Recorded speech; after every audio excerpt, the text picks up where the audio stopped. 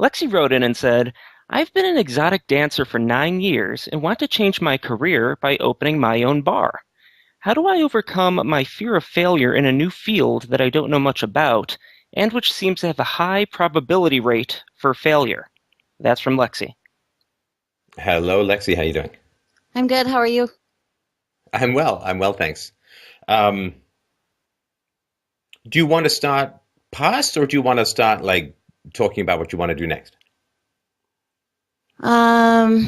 Either way. All right. Let's go chronologically then. And I just have, some questions. I think most people do about this kind of life. So, how did you get into exotic dancing in the first place? So, I grew up Mormon, and I actually, Okay, that was not the answer I was expecting. I love the surprise elements in this show, How did you get into yeah, this? Well, I grew up Mormon, so naturally the next step is doing missionary actually, for people who want to do missionary. Okay. yeah. Sorry, go When ahead. I started dancing, I was still a Mormon, so I was probably like one of the only Mormon strippers around. That's, and when it comes to, your business in the future, a niche market is not a bad place to start. Mormon exotic dancer, I gotta think is kind of niche. There's actually a lot of Mormon guys that come into the club. You'd be surprised. Oh, I'm not sure I would be hugely surprised, given that sexual repression and sexual exploration are not exactly opposite ends of the human spectrum. But so yeah, how did you get into it to begin with? So I grew up Mormon, and I probably remained Mormon until I was about 22, and now I'm 32. And how it started, I think, was I was going to go on a mission when I was 21, because they tell you that's what you're supposed to do if you're a woman and you haven't been married off by 21. You should consider going on a mission. And they actually denied me and said I couldn't go. And I was engaged to a guy that was on a mission, and Wait, he why did they deny you? they said that I'd come too close to having sex on one too many occasions. If it was one time, they could have looked past it, but because it was a couple times that I had gotten that close, they said they didn't want promiscuous women in the mission field, and they'd raised the bar, they'd said. And it was kind of crazy How because my did they? bishop. No, go ahead. Sorry.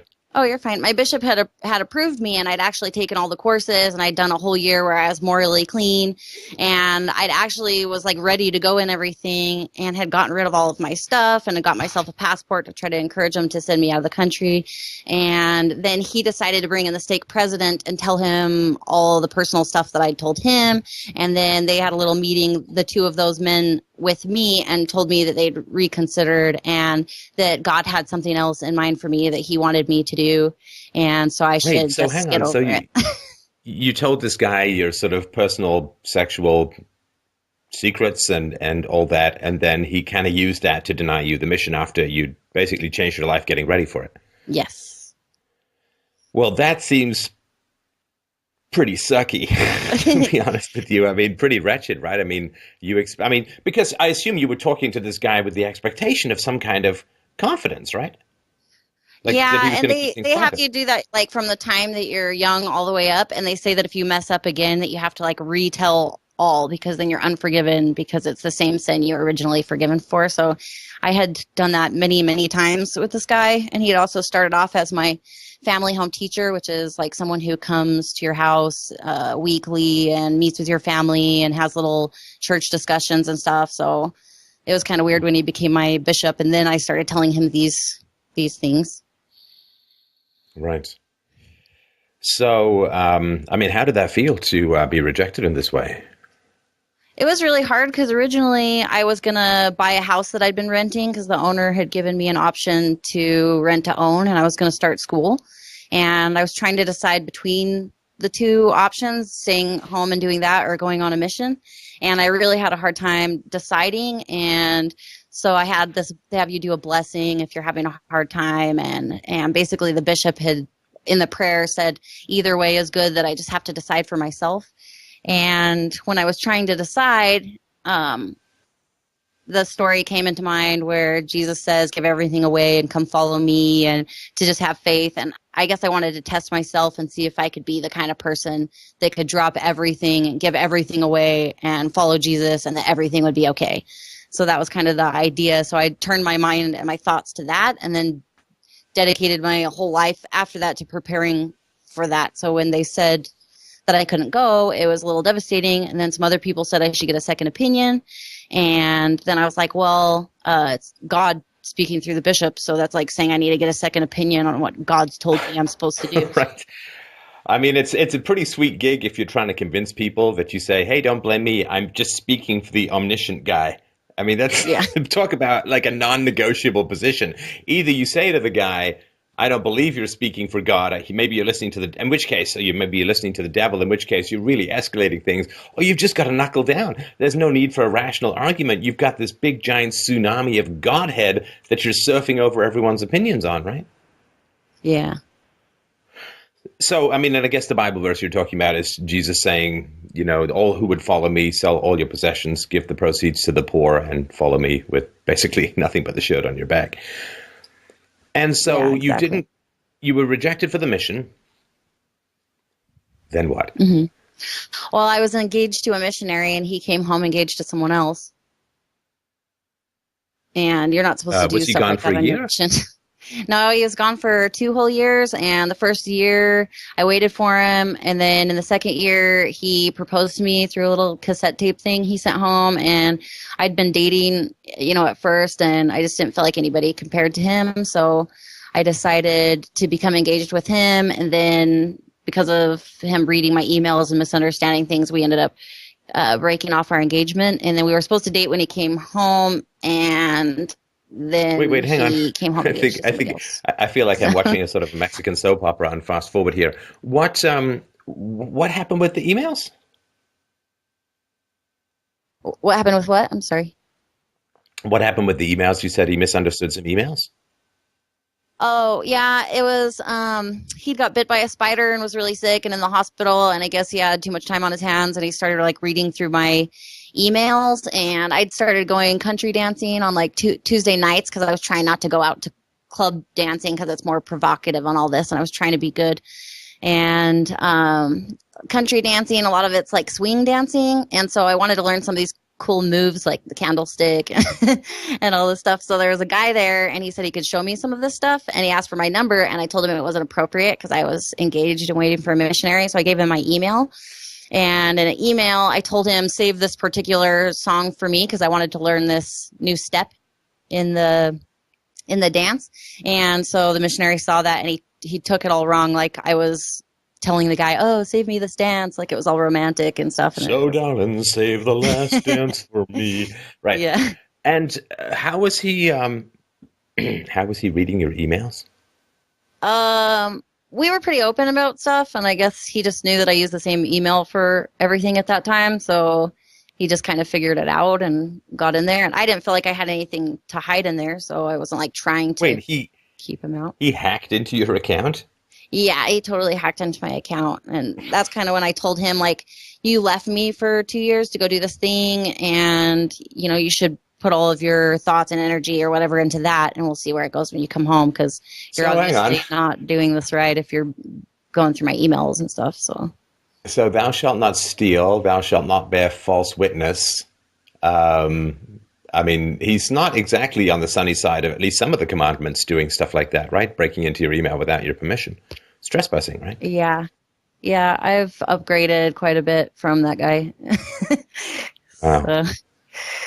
Okay. Yeah, he was great. And what happened in the 2 years that he was gone? What were you up to other than line dancing?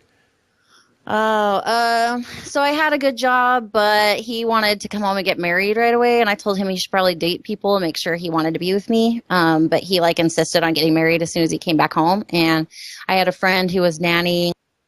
She was making pretty decent money, and so I put a little ad up on this nanny website to try to go somewhere to make some money nannying, and this Jewish couple liked my resume. And so they hired me, but they didn't give me enough time to give a 2 weeks notice to my job because they wanted me to be there for this cruise they wanted to go on and not have to worry about their kids. And so I went with them on the cruise and gave up my other job that I'd been at for a few years. And then I guess we had a miscommunication on pay, and they were not paying me enough for what they were asking me to do. And so I decided to come back home. But when I came back, I had no job and no apartment, and my car was really jacked up and needed a lot of repair. And so I tried to move in with my sister into an apartment. And all this time, like, I wasn't hanging out with guys, and I had a hard time making friends with girls at that time. So I was pretty much really lonely and just trying to find hobbies to like occupy my time. So I ended up moving into an apartment with my sister and getting another job there. So that's kind of what was going on. I was just living in an apartment with my sister and working and waiting for him to come home. Right. If you could just leave off locations, it's a little But easier. it was all to like try to save money so that I could pay for our whole wedding all by myself as soon as he came. Because he would have no money, right? And and then did you break up while he was away, or did you break up with him officially when he was back? So when he went through my emails and stuff, I guess we kind of broke up then. But he'd like promised we were going to date and stuff when he came back. And then when he came back, he was like, no, I'm done. And I've met this other girl and I don't want to make her feel insecure. So I don't want to talk to you ever again. So even if you have some of my stuff, like never call me and never talk to me ever again. And so I said, okay. So hang on, Lexi. I never talked to him again. So this guy, he hacks into your email, reads them without your permission. And then he says, don't worry, we're going to date in the future. And you wait for him for that, right? For another year. And then he waits until he's come home to tell you that he's met another woman and it's all over, and you waited for nothing? Well, I started dating another guy too right before then, but it wasn't like exclusive, but I didn't really have many other options. But I was kind of lonely. Well, wait, was I right though about what I said? Yes. Yeah, you're right. Okay. That's a douchebag kind move of a tool on his part. Yeah, listen. And I kind of fell off the wagon after that, I would say, because I was pretty depressed. Oh, it's a horrible way to be treated. I mean, asking someone to wait and then dating someone else, getting really involved with someone else, and then coming back and saying, you waited for nothing. That is like, I mean, I hate to say it, but it sounds like you dodged kind of a douche bullet there. Yeah. Yeah. All right. And then? So then I was really depressed, and I moved and I got another job, and I was still trying to go to church and stuff, but I was pretty down, and a lot of my coworkers were not Mormon, and they would go out on the weekends to bars and stuff, and I kept telling them I couldn't go because I shouldn't go into those places. And then after a while, I kind of felt like it was silly that I was separating myself from all these people who were my friends, and so I started going to bars with them and started drinking, and and it just kind of like evolved from there. Now, sorry, I mean, I just asked you what was next, but if we can circle back for a second, how did the Mormon community as a whole deal with this guy who told you to wait, and then it turned out you were waiting for nothing? Were they like, oh, you just did a bad thing, or were they like, hey, no problem? I don't really know, because I didn't have any contact with him ever again after that. So I don't know. All right. I doubt that anybody said anything much to him about it. I tell you, someone treats my daughter that way, they're going to get some business. But anyway, so then you're out and you're going to bars and so on, right? And, I've seen your picture on Skype. You're a very attractive young woman. And so you're out in bars. And, of course, I guess guys are giving you all kinds of attention, right? Buying you drinks and asking you to dance, all that kind of stuff, right? Right. Right.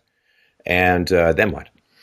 So I started going out clubbing with my girlfriends, and we would dress kind of skimpy and go out and, drink a lot and have fun every weekend. And I got that new job selling cars, and I was a car salesman for Subaru for, several, maybe 2 or 3 years. And there was just like a winter where it was a really, really rough winter. And it was like a 2-week period that I was working at the dealership and scraping snow off cars and doing all this work, and not very many people coming on the lot to buy cars. And so I just bought a house, and I was having a hard time making my mortgage that month because it's kind of like feast or famine sometimes with the car industry. And one of the other salesmen said that I should try doing an amateur night at this local club, and that the winner would make $1,000. And so I thought, well, it's worth a try, and I'm already going out to the club on the weekend and dressing skimpy anyway. And because I don't have a sexually oriented business license at this point, you don't get down to like pasties and a thong. It's just like a bra top and little shorts. And so I went to do the amateur night, and I made like $450 or something in 10 minutes in 2 songs. What? Yeah. I'm totally in the wrong business, and I'm the wrong age. Well, that's what and I I'm was the wrong starting to gender. think. What? Okay, hang on. So I got to tell you, when guys hear sexual market value stuff, it's literally mind blowing. It's like your vagina. It's just like the Federal Reserve, like just pump money out, so to speak, right? Yeah. So 450, I'm sorry, $450 in 10 minutes. Yeah. And I didn't win because I guess amateur night is just anybody who doesn't work at that club. It could be Listen, girls working compared to beers. every guy on the planet, you won. I just want to be clear about that. Yeah. Except for maybe Magic Mike or whatever. Yeah. So wait, so you went out in a bra and shorts, and you shake your moneymaker, and what, the guys put the money into your pants, into your shorts? No, it's a little bit different. There's like a 3-foot rule, so they just set it up on the stage. Like they can't. Oh, so you got to say 3 feet away. Yeah. Yeah, exactly. Well, that's good, because, that's what they say for German women to do to stay clear of migrant assaults. Is stay arm's length, stay arm's length. Smart. Now, how did it feel? I mean, I guess you'd already been out dancing and having guys look at you lasciviously with the devil's work on their mind. And so how was it for you to get up there the first time?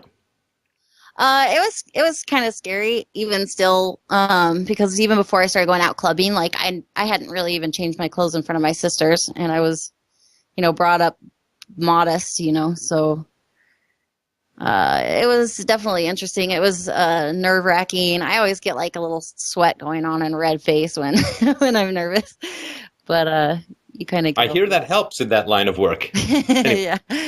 So you went up. Now, the reaction that you got, was it very positive right away?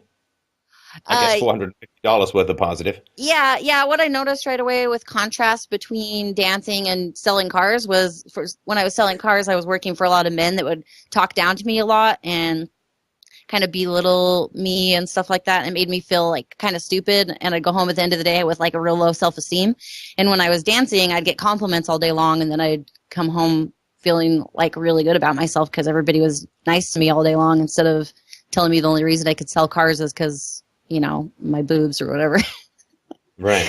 Oh, so in the car dealership, they're all like, what would you know about cars, little Philly? And sort of patting you on the head kind of stuff. But with the exotic dancing, then everybody was looking up to you and lusting and wanting, and that, I guess, fed your ego, right? Yeah, they were a lot more respectful to me in that industry. I don't know. I keep wanting to say stripping, but you mentioned exotic dancing, so I'm perfectly happy to use that. No. You can call it stripping. I think that's descriptive of what's going on. So I don't want people to get confused. I tell them I'm a stripper.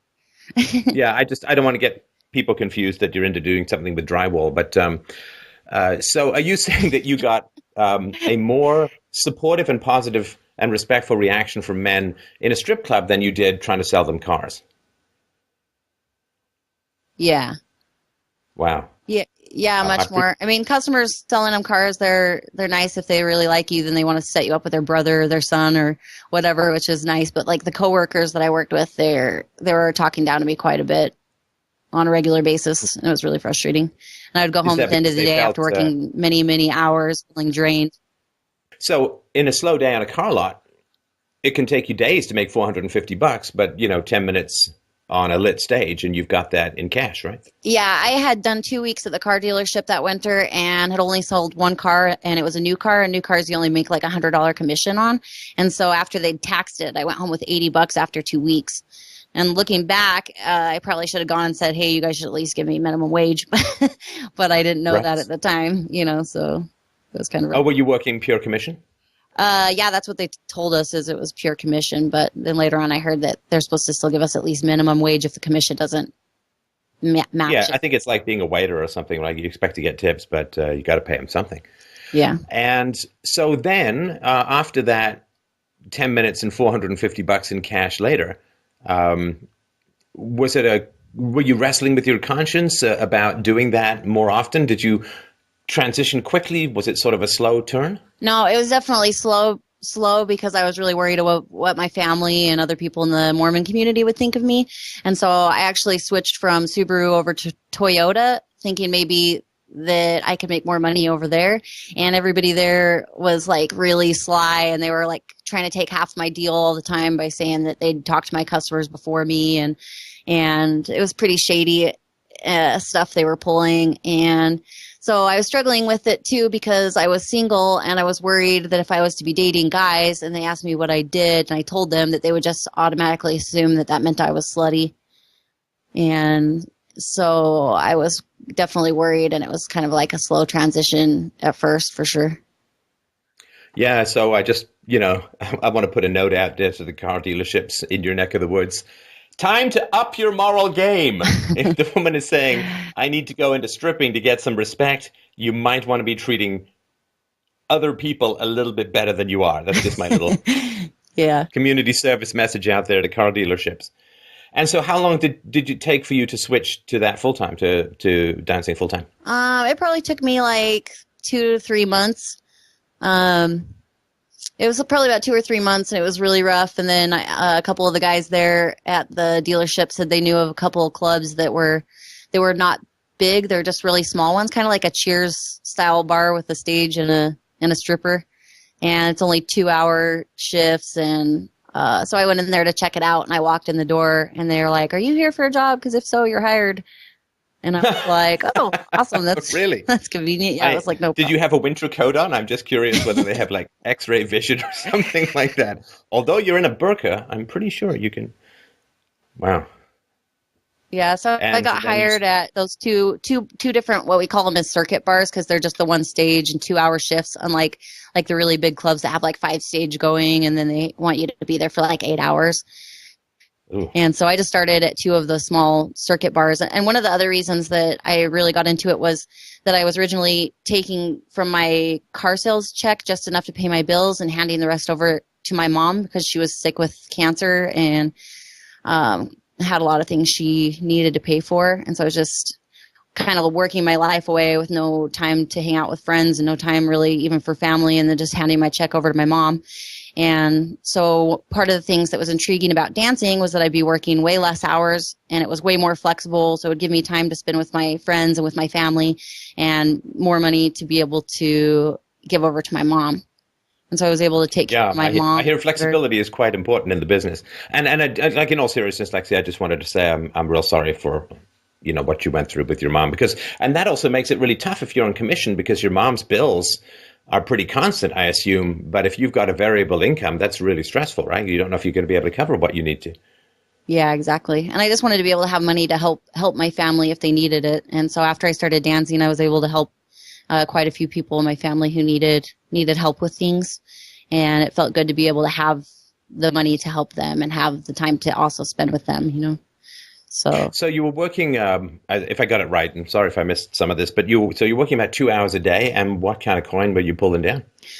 Well, I was technically working more like 4 hours a day, because I was working at 2 of those circuit bars. But when I first started, I was averaging about $100 per 2 hours.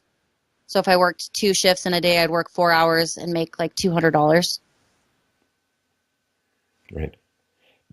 And did that change after that? Yeah, it's changed a lot. Like, one of the bars that I was at closed, and so some of the business went to the other one, and then the big club in town got new management. A lot of the girls didn't like it, so we we got a flux of really good looking girls coming to the other bar. They used to call that other bar the shitty titty, excuse my language. But it was like a bunch of really older women, and one of them had like an oxygen tank and a knee brace, and I was like by far the youngest one there when I started. No, And now, come on. now they have like, wait, hang on. she was used to oxygen tank in the back and room. a knee brace? Yeah, it was. So I stood out there because I was the youngest, and so I made decent money.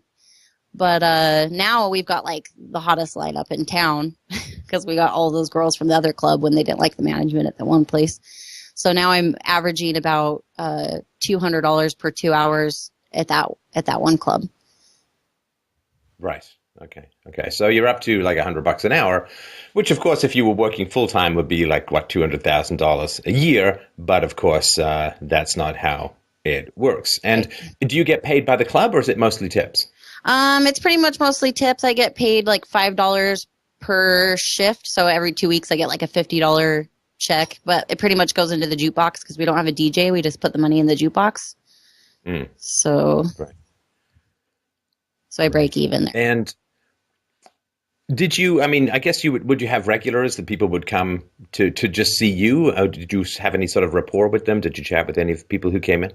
Yeah, that was one of the things they liked most about our club, because the original big club in town, the guy had this idea that he didn't want the girls talking to the customers, so the customers could have like a fairy tale idea of what this girl's like, or a fantasy, and then she's not able to ruin it. And he felt like if girls came over and talked to you, maybe you would realize that they're not what you thought or something like that, and it would ruin it.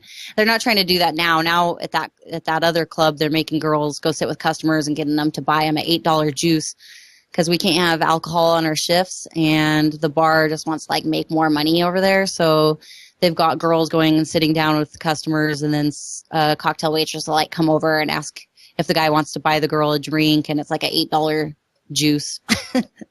So wow. I don't like that style of club, so I've just stuck to the circuit bars, like the 2 hour ones. But like I said, one of them closed, and the one I'm at is the best one in town, and the other two they're really, really hard to work at, and you really don't make very much money there. And it's really because the people managing it have like no business sense at all whatsoever. Right. So the industry in this town, it's like changing, and it's become harder and harder to work and make money because of the way these people are running the clubs. So that's why I kind of wanted to do my own. Right. Now, your clientele, I guess, at the variety of places, were they generally older, middle-aged, younger guys? They're mostly like older and middle-aged guys during the day, and then usually around like 10:30, 11 o'clock at night, it switches over to like the younger crowd. So right. I make pretty decent money like during the day from like 1 p.m. to, let's say, like 5 is your best hours. And then around 6 or 7, like the older guys go home before the cops come out, basically, and so they can go to dinner and be home to their wives or whatever. So you kind of have like a little transitional period where it slows down around 7, 8, 9, and then around 10 or 11, it starts to pick back up with the younger crowd. I get the older guys like calendar for the day. It's like strip club, blue plate special, home to the wife. It seems kind of odd that way, but yeah. Now, do you have to exercise? I mean, obviously, I think maybe the woman in the knee brace with the oxygen tent or whatever it was accepted. Do you have to stay in shape outside of dancing? Like, do you have to work to keep your figure outside of just doing the dancing, or is the dancing enough exercise for that? For some, maybe it would be. I like to take care of myself, and I like to look really good. So I do hot yoga for like 90 minutes. I just did a 30-day challenge where I did 30 days straight in a row, but I usually go like, 4 or 5 days a week to keep looking fit. And then I also do belly dancing and dancing at work. Is it weird to do yoga and have people not pay you for doing yoga? Like putting money around where you're doing yoga? Is that unusual? You're funny. Do you yell at the people, you cheap bastards? Come on, somebody buy me an $8 juice. Actually, at gyms, you can get an $8 juice, I think so. All right.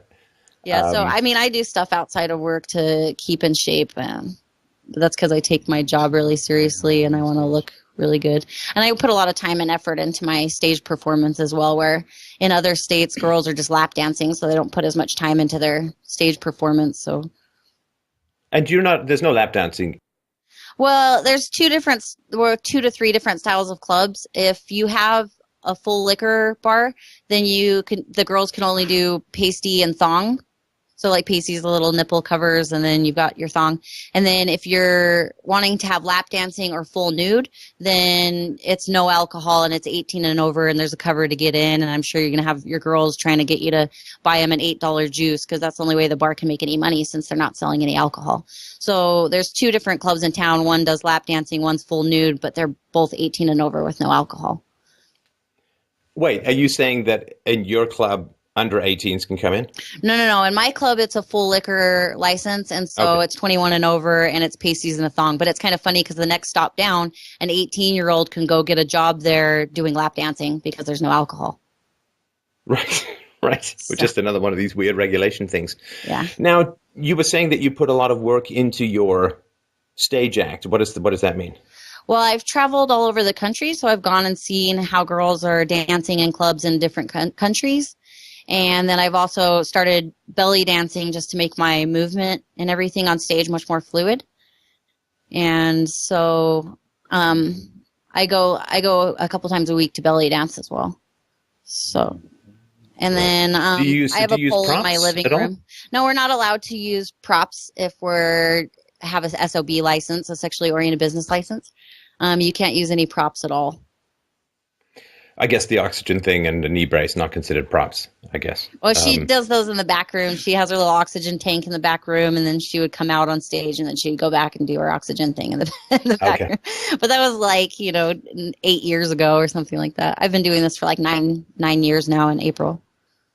Now, does it stay interesting for you to do it? Yeah, for me, I really enjoy it. I always liked dancing, even in school, but I had a teacher who was really discouraging, and I had parents who didn't really pay attention to my dreams and aspirations. So one of the things I liked about the strip club was that I was getting paid to dance, and I love dancing. So, right. And how has it been? Because I remember you were saying at the beginning that you were concerned about going full time because of the effect it might have on your romantic life. And what effect did it have on your romantic life?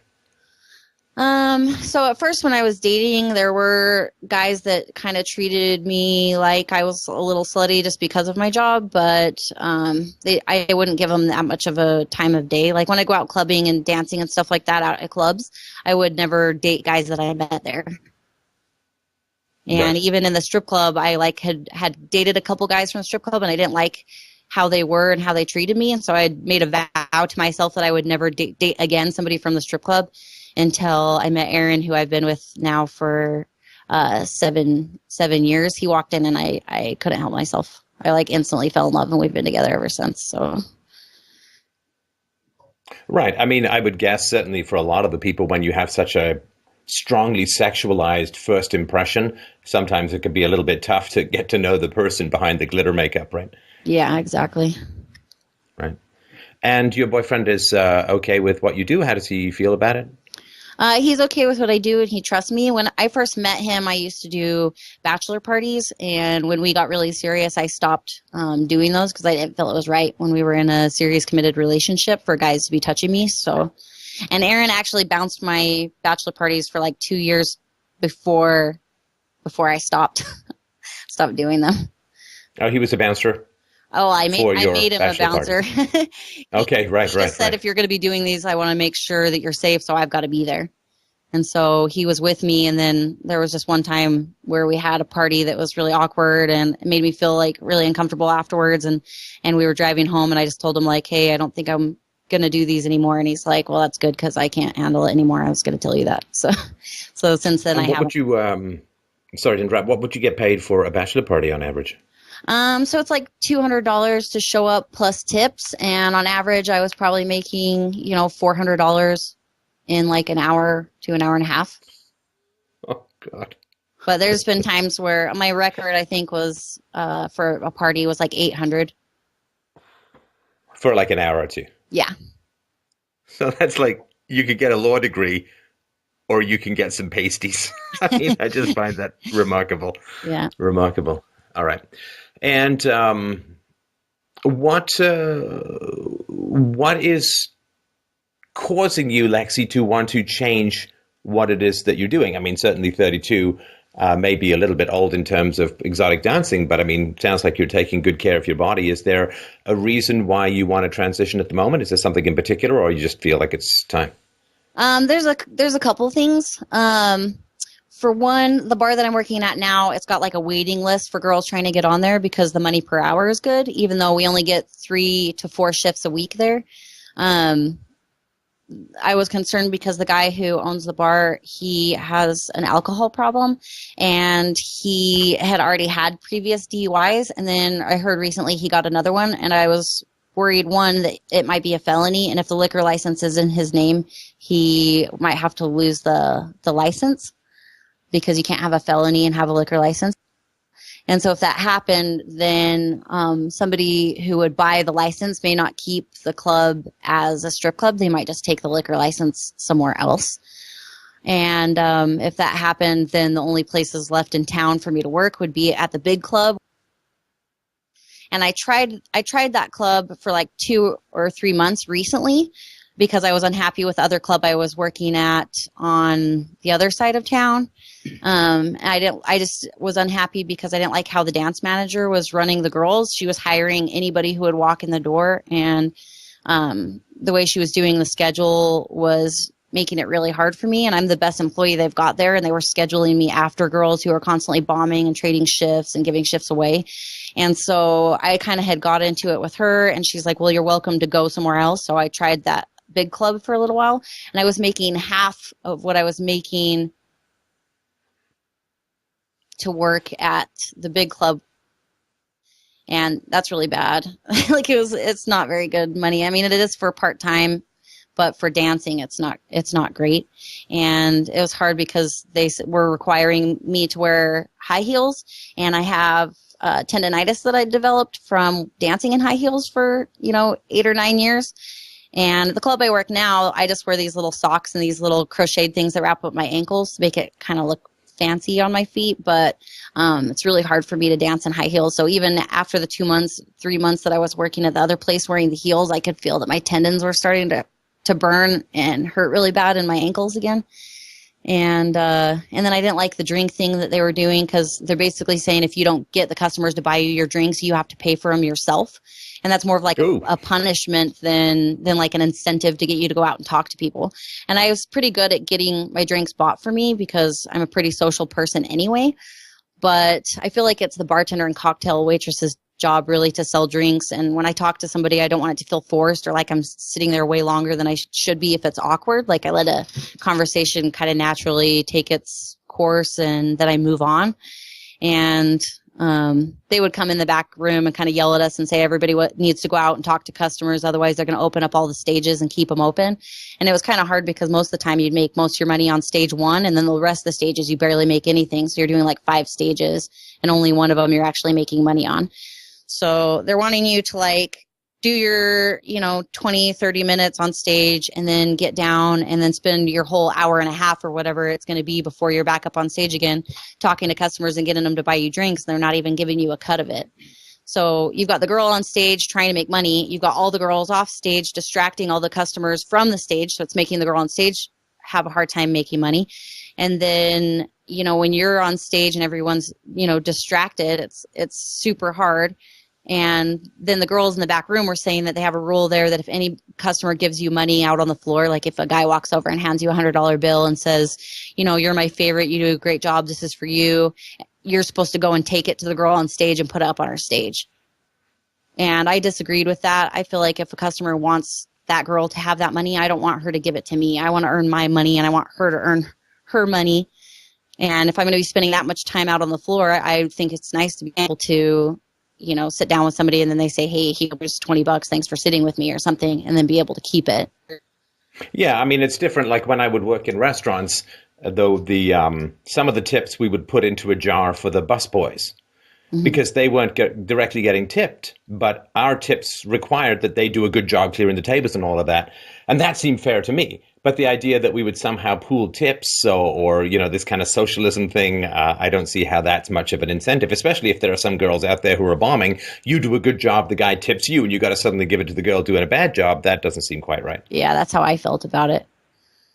Right. So good. So you're into free market stuff. And as far as that goes, that's a good grounding for entrepreneurship. And of course, you've been entrepreneurial insofar as you've been sort of a sole proprietor of the pasty thong combo for close on a decade. And you've been finding ways to sell that. So and of course, before with the car dealerships, you've got some entrepreneurial experience, right? Right. Yeah, I have really good work ethic. I mean, before I started dancing, I did a whole ton of different jobs, and a lot of them were 10 to 16 hours a day. So for me, doing 2 to 4 hours is nothing. So, I do the best. Is it hard to fill up? Is it hard to fill up the rest of your day? I mean, you got to get ready and you got to commute out or whatever it is, and then I don't know, hose yourself off the body paint or something. I'm just guessing afterwards. But I mean, what do you do with the rest of your day? I keep the house really nice and clean, so I do a lot of cleaning, and I do my belly dance classes, and I do the yoga, and there's a lot of other classes too that in my little community that they offer. So I kind of do that, and then more recently I've had a lot more time because I stopped working at that club on the west side of town because I got into it with a dance manager when she told me she was scheduling me poorly because I wasn't tipping her enough. And so I told her just to take me off the schedule, and I decided to use all my free time to start looking into how to start my own club or bar. And so since then, I've been spending time talking to licensing and zoning and the head police officer, I guess, of Vice, who tells you what you can and can't do inside the club, and talking to the Department of Alcoholic Beverage Control and just doing a lot of research about it online, watching YouTube videos and stuff, and trying to figure out what I need to know to be able to do my own thing. Right. So a stripper who keeps a good house. This is this is going to be a challenge sometimes for other women to step up to that standard, I suppose. And you don't have to give me any details, of course, but have you been fairly good at saving your cash? Because that's fairly important in the entrepreneurial world, that you got a bit of a nest egg to start with. Yeah, I've been saving all the time. Aaron and I both are really, really good at saving. And how it started, too, was that when we were living in the house that I said I'd bought and had a mortgage on, I'd gotten into a motorcycle accident. And because of the state's laws on marijuana, my life got pretty much ruined there for a while. And I could go into that if you want, but I ended up losing my house, and then Aaron and I moved into a van, and we lived in a van for like a year and a half to save money. And we put a lot of money away during that time. And then we've traveled a little bit too on, I guess we've traveled quite a bit on some of that money, but we put the rest of it away to save. And now we've been able to buy another house, and we rent out the other side because it's a duplex, and we have plans to build other properties for investment. Right. So, but we've got money in savings. Okay. Now, I appreciate that update. When I'm talking to people whose worlds I'm unfamiliar with, then I always like to get a sense of backstory and the stuff that I can glean out of just asking a bunch of questions. So I really appreciate your openness in all that. Yeah, of course. I'm pretty much an open book, so anything you want to know. A stripper with nothing to hide. Right. Yeah, I don't hide anything. Now, we did, of course, and for those who don't know, getting a bunch of new listeners. By the way, we just passed 80 million views on YouTube, so awesome. Yay us. But so we ask people who come on the show, if they don't have generally very abstract questions, and this yours is very practical, about something called the Adverse Childhood Experience, or ACE score. And I think it's 1 to 10, and you've got a 7, right? And again, it's completely up to you, but if I could just ask a couple of questions about that, because I think that may have some bearing on entrepreneurial stuff in the future. Yeah. So the verbal abuse and threats, could you fill me in a bit on that when you were growing up as a kid? Yeah. So my mom and my dad got a divorce when I was a month old, and my mom went to work doing 2 full-time jobs. And when my sister got a little older, she put my sister in charge of me, and my sister was a psycho beast. How old was she when your sister, when she was put in charge of you? She was about 15. She got pregnant at 15, 17, and 19, adopted her third child out. My sister, just older than her, got pregnant when she was 16, 17, and adopted her child out, actually the same woman. And Jesus God Almighty, hang on. Sorry. It's okay. I'm so sorry. I mean, it's not funny, but I just feel like, wham, tennis racket across the forehead, because it sounded like, when you were talking earlier, Lexi, about, it's the Mormon community, and they were so hypersensitive about even the potential that you might have had thoughts about a sexual relationship, and your sister gets knocked up 3 times by the time she's 20. Yeah. I'm guessing she didn't go on a mission either. No, the only one who went on a mission in my family was my brother.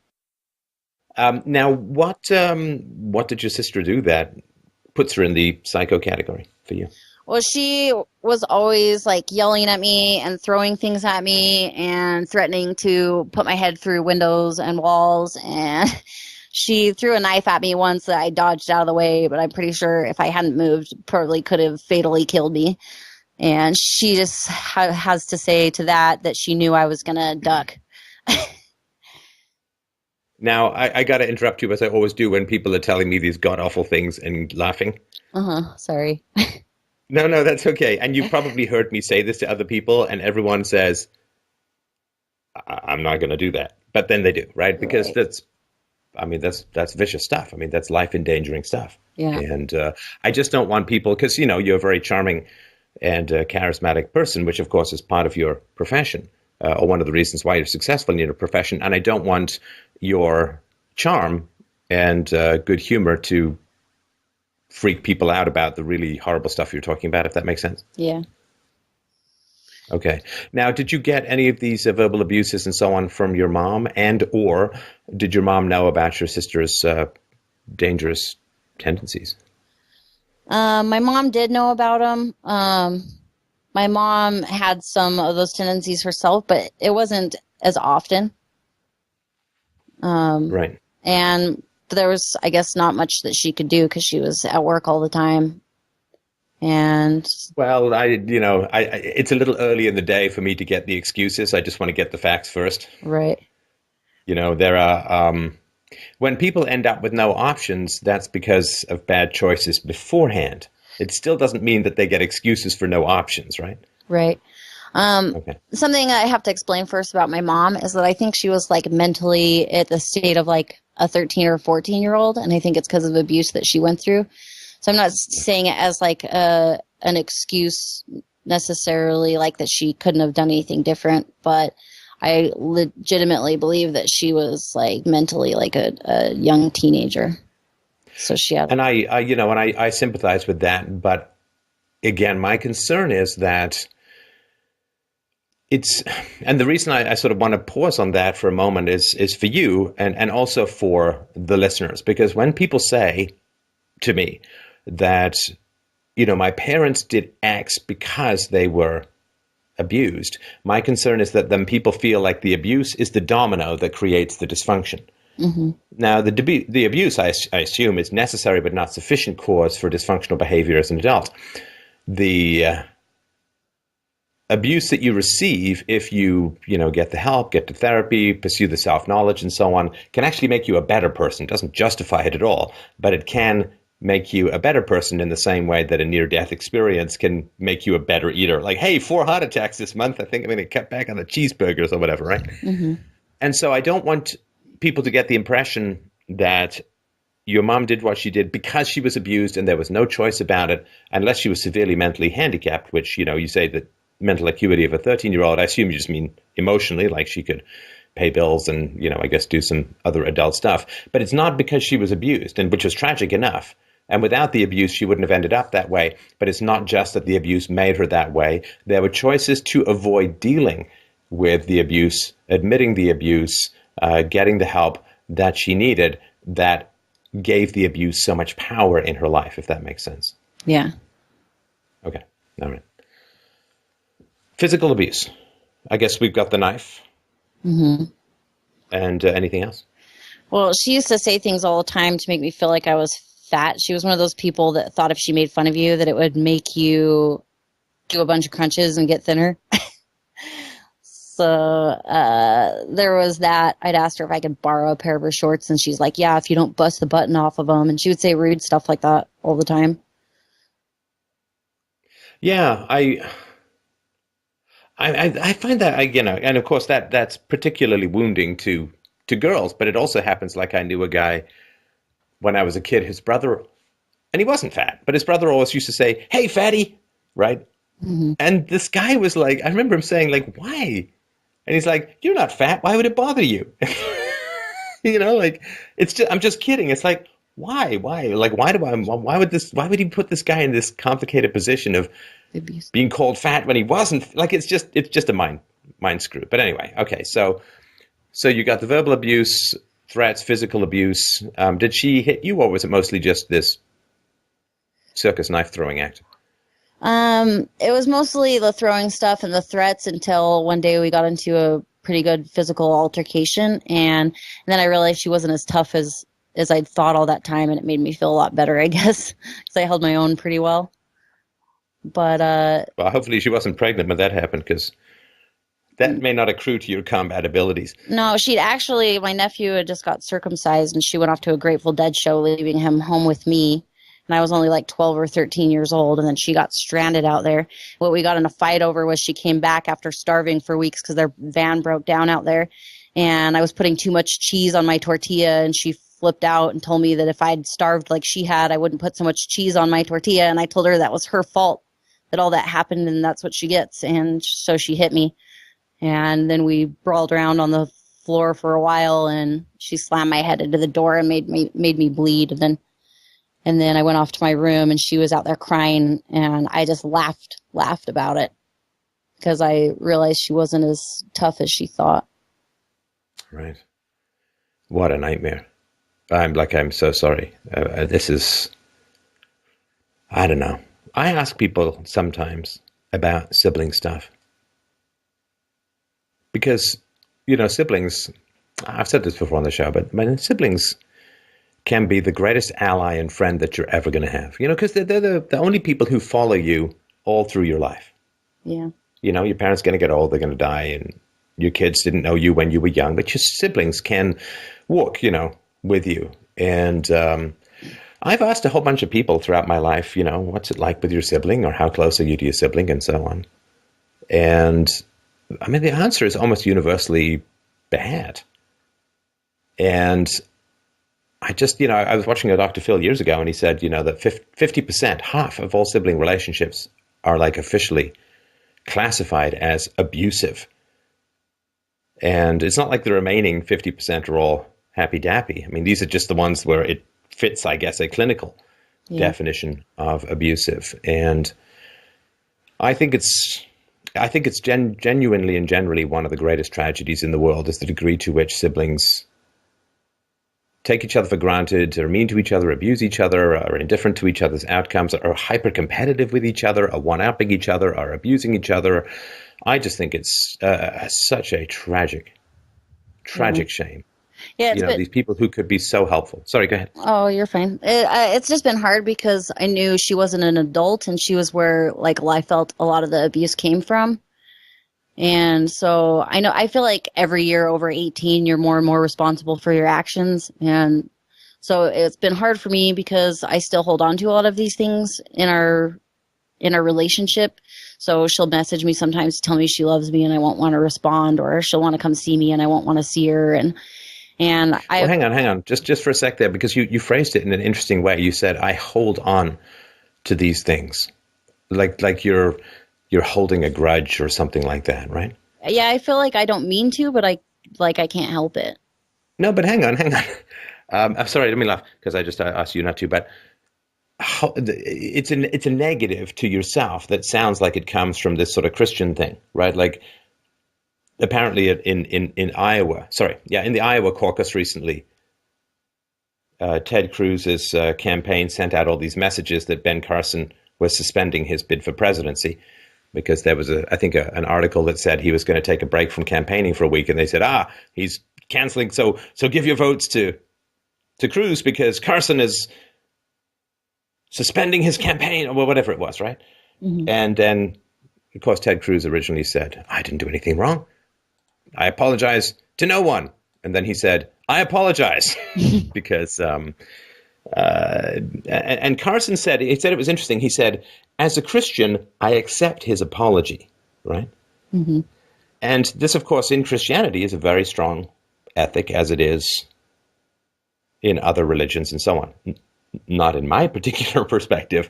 I think that forgiveness is fine, but forgiveness, like love, like money, must be earned. So I guess if you say that you're holding on to it, what has your sister done to earn your forgiveness? I don't think she's really done anything. I finally had a talk with her about it, thanks to listening to your show. There was an episode where you're talking about if you can't be honest with like your family and stuff, that it's kind of an insult to your friends because those are the people you're the most honest with. And so I had a talk with her and told her, about all these things and how I was feeling. And she cried and she said she was sorry and said, I don't know what you expect me to do about it now. It's all in the past. All I can say is I'm sorry. And did she ever bring it up again, or did it just go straight in the rear view, keep driving? She never brought it up again. Yeah, and this is this sort of catharsis idea that everyone has a big cry and then it's all done, which is sort of like saying, well, I've eaten really badly for 20 years, but if I have one salad, everything's better. Yeah. And that is, people have to earn your forgiveness. And it isn't just saying, well, I'm sorry, with the passive aggressive, what do you want me to do now, which puts the onus upon you, right? And of course, she should have brought it up herself as something she did that was wrong, and she should have figured out what would make things better. She should have been curious about you and asked you about how you thought and felt and how it had affected your life. And she should have, over many months at least, worked assiduously and repetitively to earn your forgiveness by saying, well, I'm going to go into therapy and figure out what I did that was so wrong, why I did it, how I can guarantee it's never going to happen again, and also why I never brought it up with you and why you, the victim, had to bring it up with me. Once the victim has to bring things up to the abuser, it's usually not a good situation after that, because it should be the abuser's job to bring it up with the victim, right? Once you have to bring it up. And then she's like, well, it's in the past. What do you want me to do now? And it's like, I'm sorry, I'm probably characterizing the way she said it a bit harshly, but that is not a way to earn someone's forgiveness. Yeah, she was really surprised that I was like telling her I was ready to cut her out of my life, and she was really surprised. I was like, we need to have a talk, because either we talk about it and it starts to get better, or we don't talk about it and I cut you out. And she always puts this kind of, I feel like it's a manipulation on me, where she always says, oh, I know I can always count on you. I know you'll always be there for me. And so I think she was really surprised when I was like, I'm about like 2 seconds from cutting you out completely. And so we had that talk, and she took it really well. Like in the past, she would have just flipped out. And there was an episode where you were saying, you don't know what people are going to say. They're not like they're robots. They could say or do anything. So you throw it past them and see what happens. And, so she didn't react how I thought she was going to at all.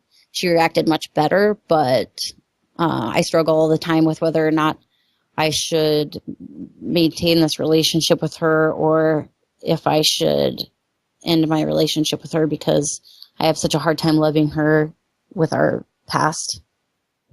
Yeah, I mean, and I obviously I don't know what you should do with regards to that, Lexi, but what I will say is this, that I view someone who's wronged me or someone that I've wronged, I view it like they just stole something from me. And of course, she stole a lot of the peace of mind and happiness of your childhood and replaced it with fear and anger and anxiety and so on.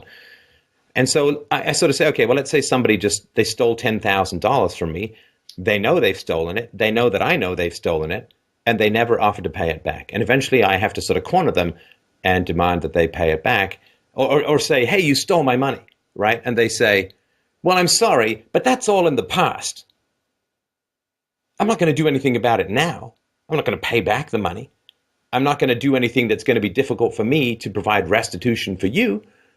right? Because, and even if somebody said, okay, I'm going to give you the $10,000 back, that to me would not heal the relationship, because I'm the one who had to pursue them for that money.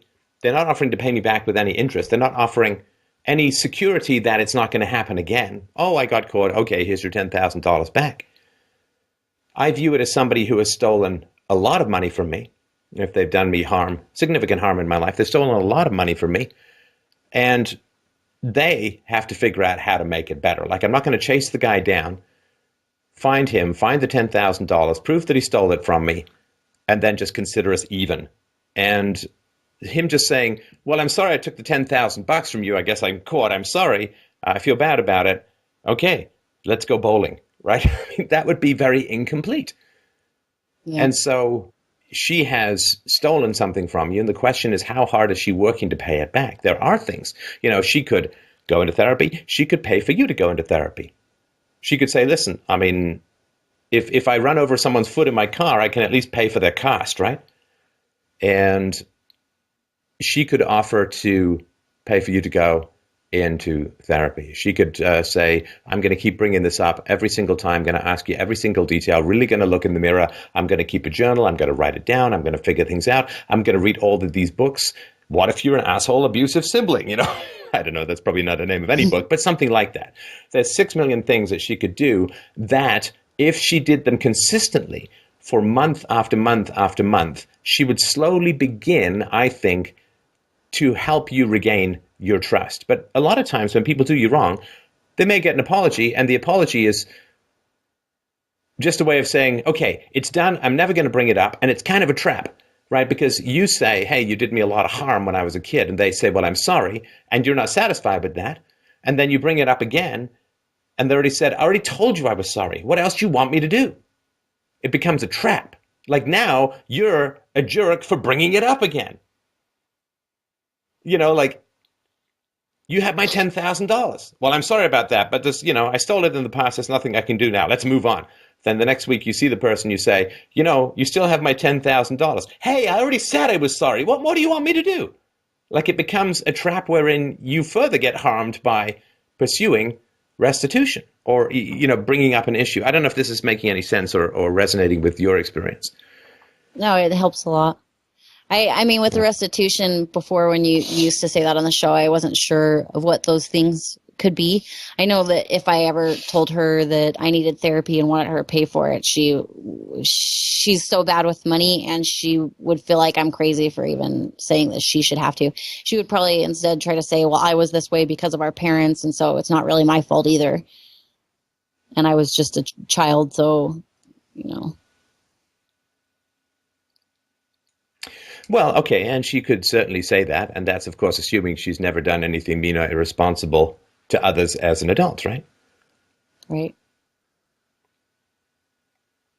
And also that's saying that she had no moral responsibility at the age of 16 or 17 whatsoever. And it's not like, it's like a plane taking off, right? It's not like you have 0% responsibility when you're 17 and 99/100th years old, and then boom, 30,000 feet, full, complete moral responsibility when you wake up the next morning, right? It lifts off from the latency period. Like, I mean, moral responsibility, I think, starts with kids very early on. I mean, they can do moral reasoning at 18 to 24 months of age, right? So moral responsibility takes off from kids from quite early.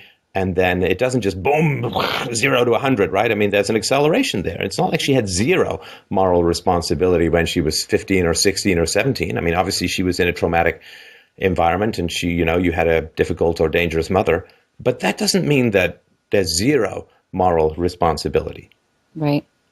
And the question then becomes, of course, would she have thrown a knife at you if there was a cop in the room standing there? And the answer is, I would assume not. Right. And therefore, she has the capacity to control her behavior. Therefore, she has some moral responsibility, right? If somebody lashes out because they're having an epileptic attack and catches me on the head, then they would do that if there was a cop there, because it's completely involuntary. It's the spastic motion of an epileptic attack or whatever. So having a cop there wouldn't change the outcome. But if there was a cop standing there and she knew she'd get hauled off to the cop shop, if she throw a knife at you, she could get charged with attempted murder. She probably would have restrained her behavior, which means that she had some control over what she did, which means she has responsibility. Right. Right. So I blamed her as well I felt at the time that she ruined my relationship with my mom, but I feel like that's partly my mom's fault too. And why I say that is because... But how did your sister ruin it? Because whenever my mom did have time at home, whoever yelled at her the loudest was who she would cater to. And I just remember like the very few times that her and I would be like, out to eat some fast food or whatever. And my sister would call and she'd be screaming at my mom saying, I need you to do this and that. And my mom would just jump and run. She would do that for my sister and for my older brother. And so I felt like, I didn't mean much to my mom because anytime we were trying to spend time together, if somebody called yelling at her and saying they needed this or that, she would jump and run to go to them. Right. and not to see how important it was for me to be able to just spend some one-on-one time with her. Right. Okay, I understand that. And then, of course, you end up with the sensation. No, go ahead. Sorry.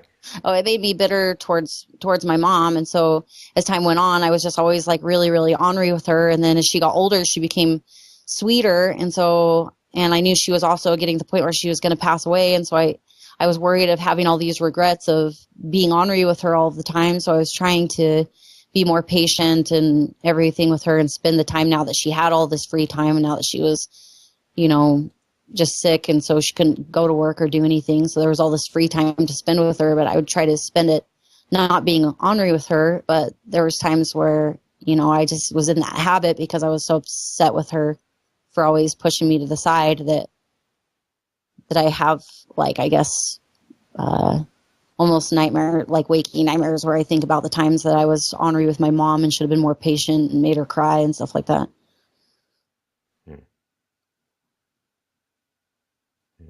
And what age were you? But I tried to run away from home several times I'm sorry?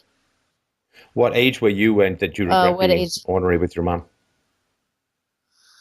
I was always ornery with her from in my teenage years all the way up.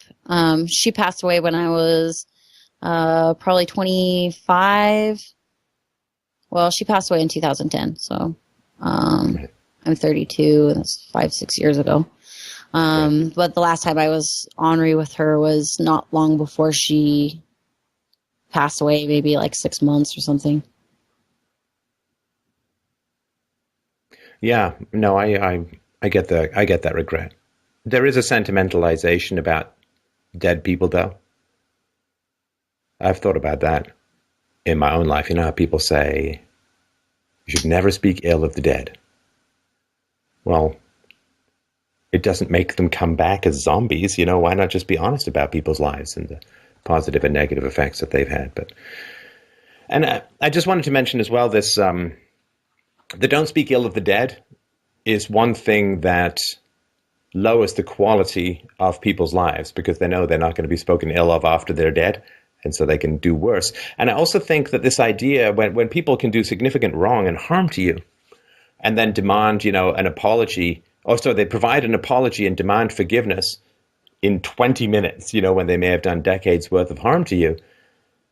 I think that's just terrible because what it does is it means people are much more likely to do bad because they can do wrong to other people. And then if it blows up in their faces or if the other people get support or the other people that they've harmed come and tell them that they've done wrong, well, everything can be made right in like 20 minutes.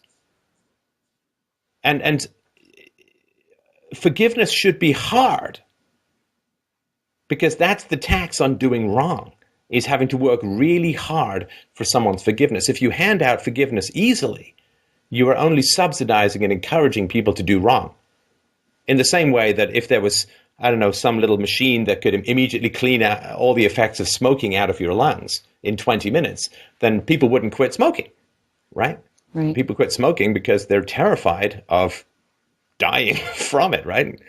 And so the people who've done wrong, of course, they want the subsidy of forgiveness, but if they haven't earned it, all you're doing is encouraging them to do wrong again, which is why forgiveness is not something that is willed by the victim, but something that is earned by the victimizer. So I just wanted to sort of mention that for the listenership as a whole.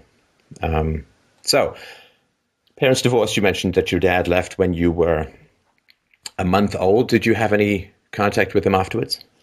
Yeah, we used to go see him every once in a while. He lived maybe 40 miles north when I was a kid. I remember finding out he was my dad when I was like 5.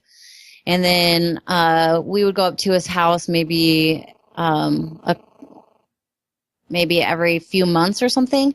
And then he moved all the way to the southern part of the state, which is like a 4 or 5 hour drive. And so I'd maybe see him like once a year. And how old were you when that happened? When he moved, I was probably like 10 years old, maybe.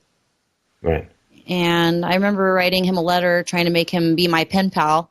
And then he never responded. And then years later, I was like, oh, you remember I wrote you that letter? And he's like, oh, yeah, that was really cute. And that's all he said about it. So then I knew he got it and just never responded to it. So. Hey, don't you give me those laughs. Yeah. Don't try and distract me. Your glitter paint laughter won't work on me. And what was your relationship like with him before he moved? I guess after he moved, you didn't see him much, but. We never got one-on-one time together, and he was kind of a jerk in the sense that he would tease us and make fun of us a lot. And when I was like a young teenager, he would make fun of how I wore my pants because I wore them baggy. And then I dyed my hair. Well, before I dyed it, it was like long and blonde down my back. And he used to say I looked like Wednesday from the Addams Family, but blonde, and said my hair looked witch-like. And then when I cut it off and dyed it black, he kind of teased me and said it looked like his mom's hair, our grandma, and she used to always have really bad dye jobs. So he used to like tease me a lot, and we never had much one-on-one time together. And yeah, so we've just like had. So you get, I mean, sorry to interrupt, but I mean, obviously you probably do get this, but I'm just going to point it out to the audience that, I mean, you had a lot of harsh and unpleasant criticism of your appearance. I mean, certainly from your dad and from your sister. I don't know what your mom did, but so the fact that you then have a very strong thirst for the positive feedback that comes from being an exotic dancer is not too shocking, right? You got a lot of insults regarding your physical appearance, and now you get a lot of reinforcement about the positive value of your physical appearance, right? Right. It's filling in a hole, but it doesn't really fill it in, right? Right. Well, I've been wanting to get a nose job because my mom said that my nose, she said that she hoped it wouldn't affect me with dating guys and stuff like that. And I think that's kind of something that stuck. There was another guy I dated who said I could be a model if it wasn't for something with my nose. And so I've always had this insecurity, and I've put it off a long time because I thought maybe I should get therapy before getting surgery, but I've never liked my nose on my face. So you were attractive enough to make a lot of money as a stripper, right? Mm-hmm. And yet your family thinks that your appearance is below par, right? Substandard or problematic or something like that, right? Yeah, as growing up. I mean, nobody says much about it now, but. Jesus.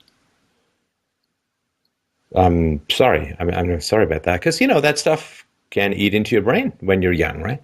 Yeah, my mom too, like the way she would say things, it was like almost like she'd say, oh, well, I have this big forehead and these big earlobes, and she would talk about how my dad would give her a hard time about it, and then she'd go, oh, you have my big forehead and my big earlobes.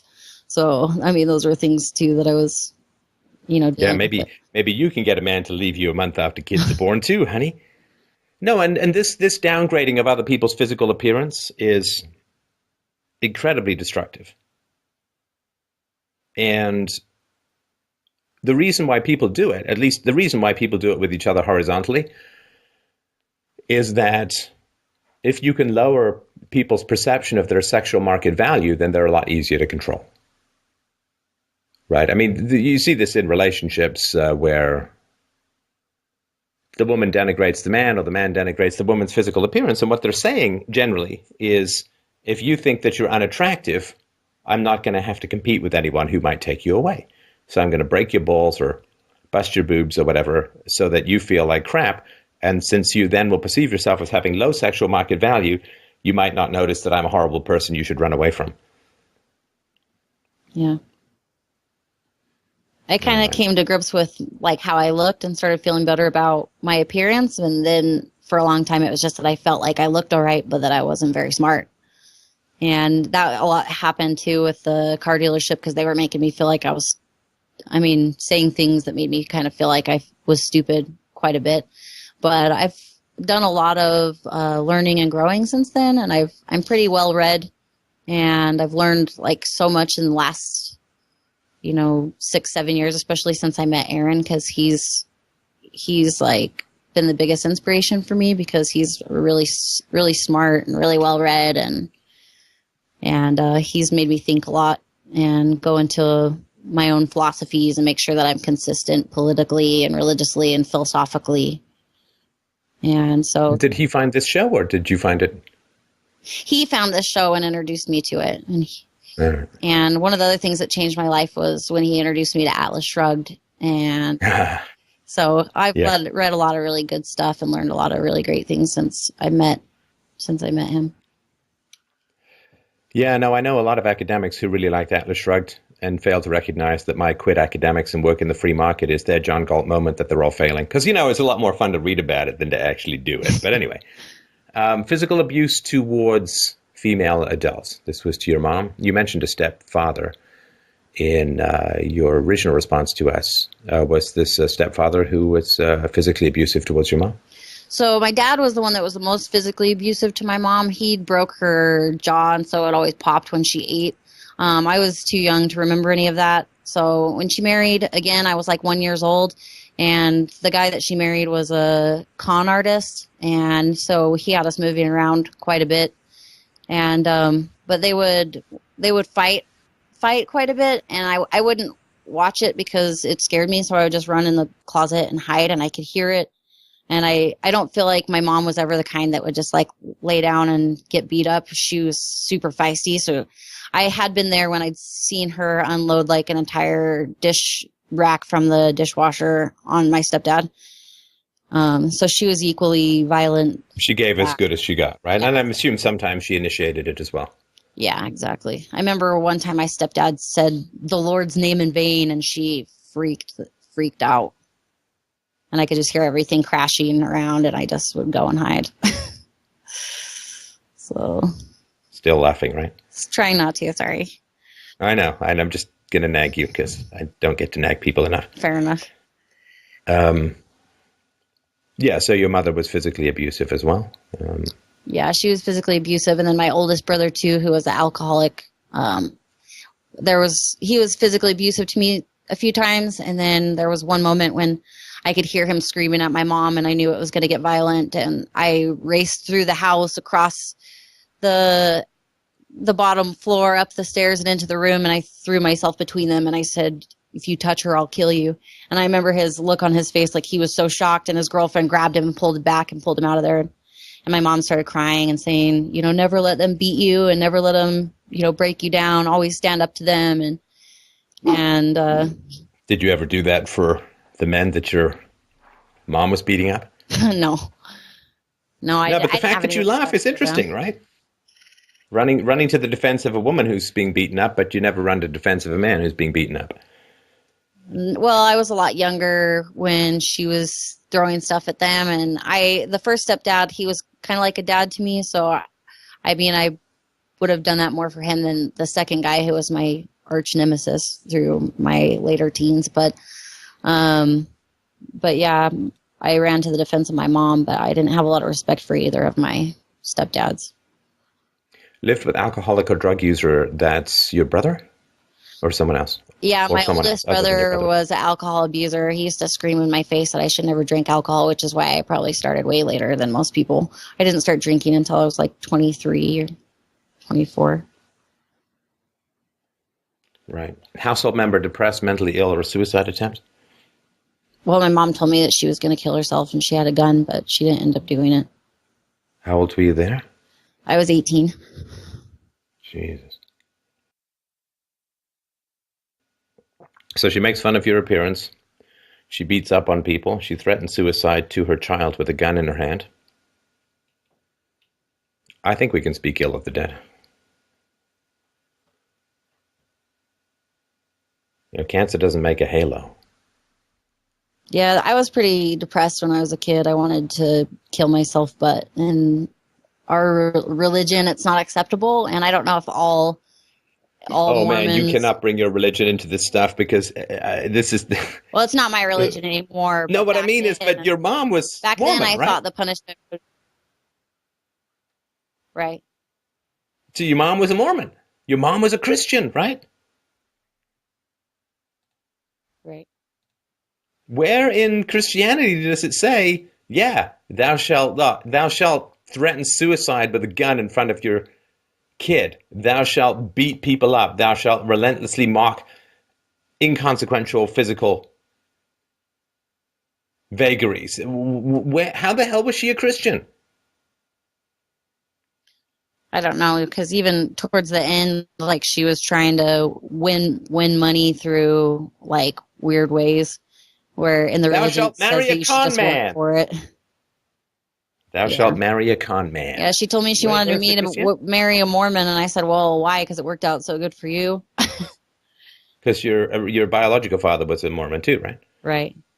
Yeah, he was I cheating. mean, you're not supposed to get divorced, are you? Well, I mean, no, you're not supposed to, but people do. Jesus. Jesus, Jesus, Jesus. I mean, this is why philosophy is so necessary, because philosophy may be tough, but for a lot of people, religion is completely ineffective in terms of trying to make them be better. Yeah. I How thought long have you listened to this show? Sorry, go ahead. Oh, I was just gonna say I thought if I killed myself that the punishment was that I was supposed to walk the earth alone until Jesus came, and that I couldn't communicate with other spirits or with living people, and I just had to see all the hurt and pain I'd put my family through, and I was just supposed to walk around alone. Yeah, that's what they tell you, but I don't know if everybody in the Mormon religion believes that, but that's what my mom told me. So And how long have you listened to this show for, Lexi? I think it's probably been like 4 or 5 years. And no therapy for you? No, I haven't started it. I've been doing what I called self therapy by listening to your show and reading a lot of books that I that gotta Aaron tell has you, recommended. listening to this show is not therapy. That's like reading a diet book as opposed to dieting, right? I mean, I'm not a psychologist or a therapist, but I just feel like I trust you more than I would trust a like random therapist. I guess I don't know I where to appreciate start that. to look But for somebody who. hopefully, it wouldn't be a random therapist. But is there a reason why you've? I mean, I don't mean to corner you, right? I mean, just my thoughts. But is there a reason why? I mean, obviously, I'm very pro No, it's therapy fine. with the right therapist, and there's good empirical, scientific reasons for that. But is there a reason why? Did you just skip over the parts where I talk positively about therapy, or did just they don't apply to you? Or No, I agree with everything you said, and I know that I need therapy. And I just guess I don't know where to start to find somebody, to find like a good therapist. I mean, I know that I need to go to a secular therapist because I know that a lot of the Mormon therapists kind of press an agenda. And obviously, I'm atheist now, so I wouldn't anyway. I'd obviously go to a secular therapist, but I guess I just don't really know where to start to find someone who I feel that I could trust and that I wouldn't just be wasting my money. well, I mean, I've got a podcast on my thoughts about how to find a good therapist. I don't know if you've listened to that, or I think it's podcast 1939, or you can just go to fdrpodcasts.com and search for therapist, and it's just my particular thoughts. There's nothing scientific about it. But And I brought it I up to think my dad that maybe he could help me pay for it, but it was kind of like in a joking way. We were riding around together, and he said, "Oh, if I'm old, will you put me up in this apartment, in this part of town?" And I was like, "Yeah, if you'll help pay for my therapy." And he kind of was like, "Yeah, sure," and kind of laughed it off. But I think he wasn't thinking that I was actually being realistic and meaning it. He's like, "I don't know why you think you need therapy. I think you're the most well-rounded out of all my kids." Suggested to my sister that she should get therapy, and she told me that she's a pro at psychology and that she doesn't need any help. And that's the abusive sister. And I kind of laughed and said, yeah. like, yeah, right. But apparently she thinks she's some master psychologist in her mind. So apparently she doesn't think she needs them. But it's in the plans to do it. I just haven't done it yet because we just barely got this house like a year ago. And so the money's a little tight right now, but you don't have to convince me that I need it. I've been saying for the last couple of years that I need it. Okay, good. I mean, I would suggest it. I mean, you had a terrible childhood, my friend. And you, of course, would not be the first girl who grew up with a distant or destructive father who ended up in sex-related trades, right? Yeah, I got daddy issues.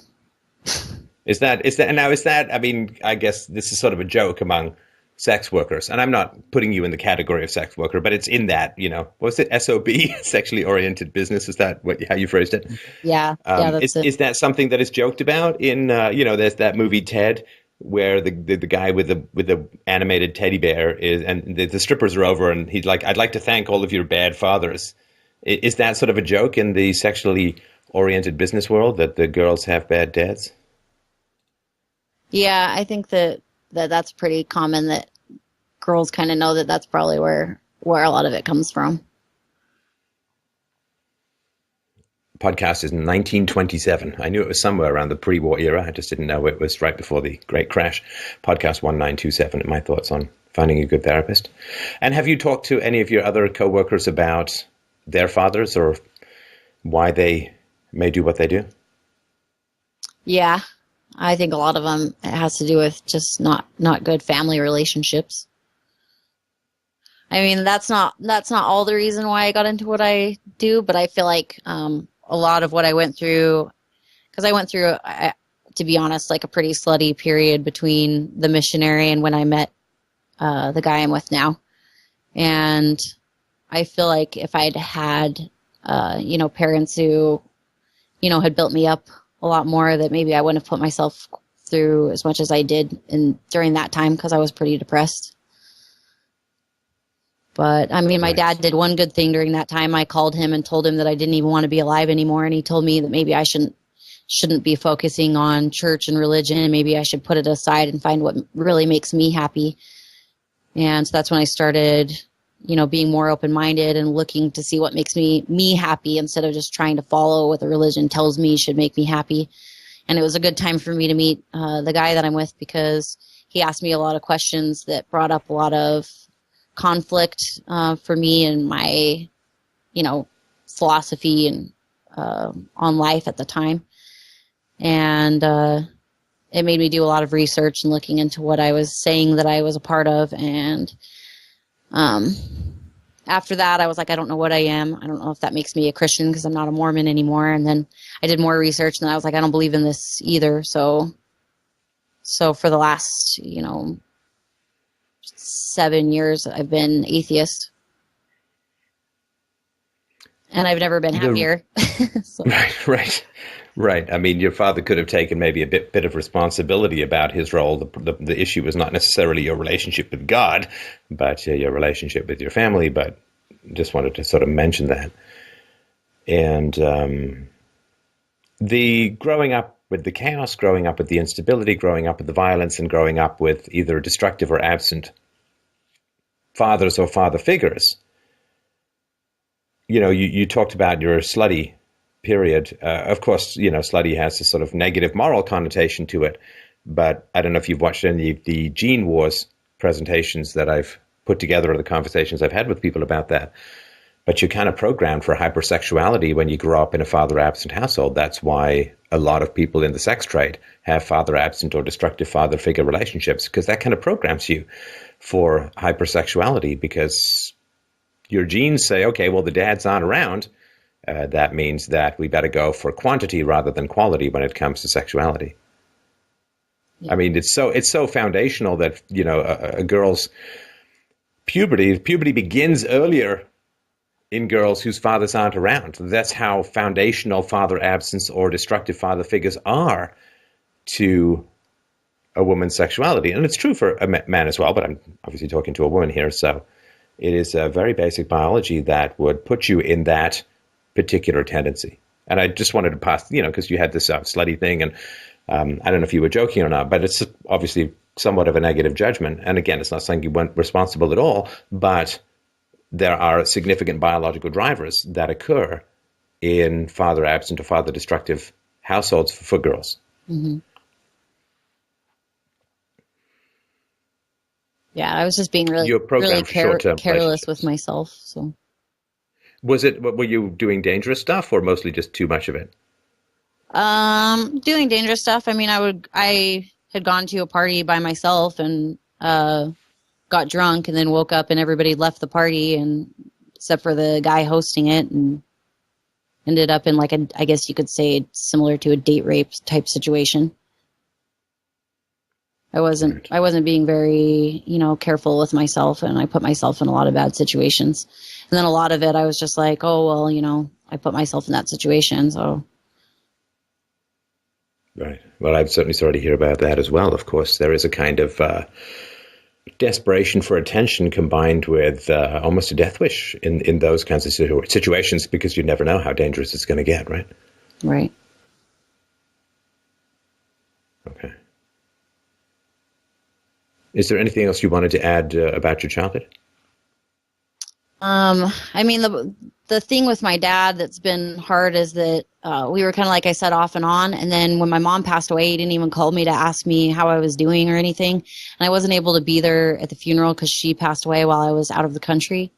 And, I wanted to be home to be able to grieve with my family. And they ended up having this extra money that came from some deal with my mom's car. And instead of helping me fly home, everybody was more worried about making sure everybody had a limo for the funeral and a bunch of huge flower spreads. And I called my dad to ask him about bereavement tickets, and he was really unhelpful and kind of had a rude attitude. And, like I said, I kind of expected him to be like, oh, your mom passed away. How you holding up? And I didn't get that from him at all. And so I was upset with him, and I just wasn't messaging him or talking to him. And then I posted some joke on Facebook like, oh, yeah, I'm sorry, on Sunday I won't be able to come over because I'm not allowed to drive or go outside of my house on Sunday. Haha. And he sent me a message through Facebook saying, I feel inspired as your father to tell you not to mock things that are sacred to God. And it caused this argument between him and I, where I sent him a message back saying, I think it's funny that you don't even ask me how my mom's doing when she dies, but you feel like this is what you're going to message me. And sorry, ask you how you're doing when your mom dies. You said ask how your mom's doing when she dies. Oh yeah, sorry, no, ask me how I'm doing when my mom died. And so then we didn't talk for 4 years. And then he started kind of trying to talk to my sisters about talking to me instead of just calling me. He's like, oh, tell Lexi that if she wants to talk to me anytime, I'm here for her. And then it turns out it was because while he was having an affair on my mom back in the day, he'd actually got the woman pregnant. So I ended up just a couple of years ago finding out about a sister that I never even knew that I had.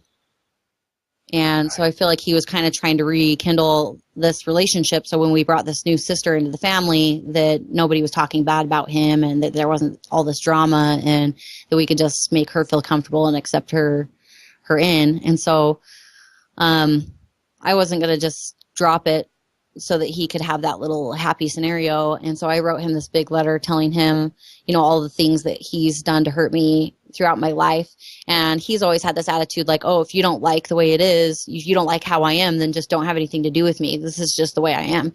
And I expected him to kind of have that attitude, but instead he was like, I'm really sorry. And this, let me clear this up for you and that. And, he was trying to be helpful, and it was the first time he'd had that attitude. So since then, and he apologized for a lot of things. Since then, he's tried to contact me, at least by phone, to talk to me every couple of weeks. And he used to have this attitude where if there was a picture of any of us daughters and we had our arm around each other and our shirt lifted up and in, she would write us a letter about how immodest we were. But now he had this little death scare where he thought he was going to, die of cancer or something. And it gave him this whole live and let live attitude. So now we can have conversations where, we couldn't talk about religion because he's Mormon, but we can have these, neutral conversations. And so that's another thing that I've been trying to decide if that's like a healthy relationship for me or.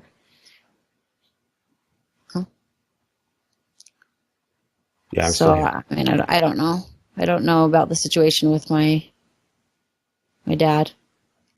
I just know that I mean, I certainly have some thoughts, but I mean, the fact that this guy moves away from his kids, leaves you with a violent mom, does not rescue you from a violent sister, does not rescue you from violent stepfathers, a sequence of violent stepfathers, and then he has a problem with you posting a joke. I don't know, on the scale of moral problems in his life, he seems to be kind of focused on tiny little things to do with you rather than absolutely sky blackening things to do with himself. And those kinds of people can be pretty exhausting to be around, to put it mildly. Yeah. We had our very first daddy-daughter date ever, like a couple months ago. He came, drove the 4 hours and came up here, and we went bowling and had dinner and all of that. And that was the first time that I can remember us ever spending like real one-on-one time together my whole life. Mm. Well, if he wasn't your father, would you have him in your life if he was just some guy? No. Well, that's always been my answer with regards to family, but everyone, of course, can make their own choices with regards to that. Now, let me ask you just one other question. I'm sorry if there's more you wanted to add with that. I didn't mean to sort of wrench it off. Let's go off in a new direction. It's a really interesting question. I helped my sister raise her two kids for several years up until they were like 8 or 9, and then I moved away from her to be able to have my own life. And so, unlike a lot of people where they have no idea what it would be like to have kids, I've spent a lot of time, on her children. Now they're adults. My niece and I are still close, but my nephew won't even talk to me, and I don't know why. Maybe it's because he's a Mormon and I'm, me doing what I do. And sorry to interrupt, but of course you don't want to be judging what it's like to raise your kids based on being around your sister's kids, because she does not exactly sound like in hot pursuit of self-knowledge as a whole. And so having your kids will be a vastly, vastly different, if not downright opposed existence and experience than being around your sister's kids, I would guess. Yeah, and it was really hard because I had no control over what they were influenced by or subjected to. Right. And so, I thought of having kids, but I've also looked at, I've read in a few books that like people are happier without having kids. I know that sounds really bad, and I know you have a kid, and I think you're a great father. Well, no, that's a spread, right? It depends how you do it. It depends how you do it. And I don't want to get into a big sort of defense of parenting, although I wouldn't trade it, except for my wife. I'd trade this show. I'd trade, everything that I've built up for that experience. But it depends how you do it. Now, the typical people who, like, both people work and, they have aging parents who perhaps need time, care, and attention, or want time, care, and attention, and they have extended family.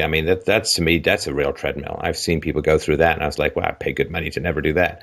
It is true, and the statistics do show that happiness goes down when people have kids, but that's again for most people.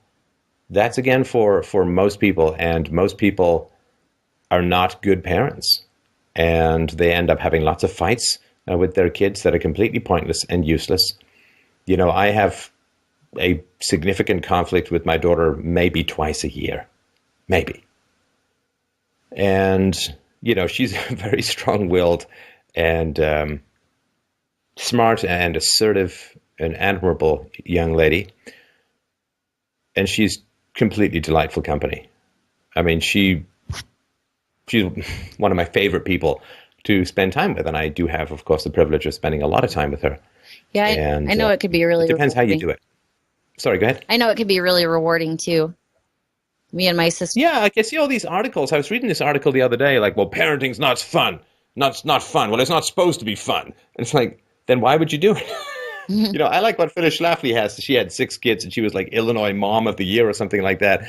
And she said, who would not want to have the immense amount of fun that you can have raising kids? And you know, it's become like this modern cross to bear. You know, like parents. I was reading this little list of things about that suck about parenting a little baby and stuff like that. And it's like, oh man, my come on, this parent martyr thing. You know, like, well, it's a tough job, and you know, there was this woman who was writing recently. It's like, well, a lot of times I really hate my kids, but they are my kids, so I love them. And it's just like, oh, you lunatics, you complete lunatics. I mean, you know, it's not that complicated. You pick the right person to have kids with, and you design a life so you can spend lots of time with your kids, and it's a hell of a lot of fun.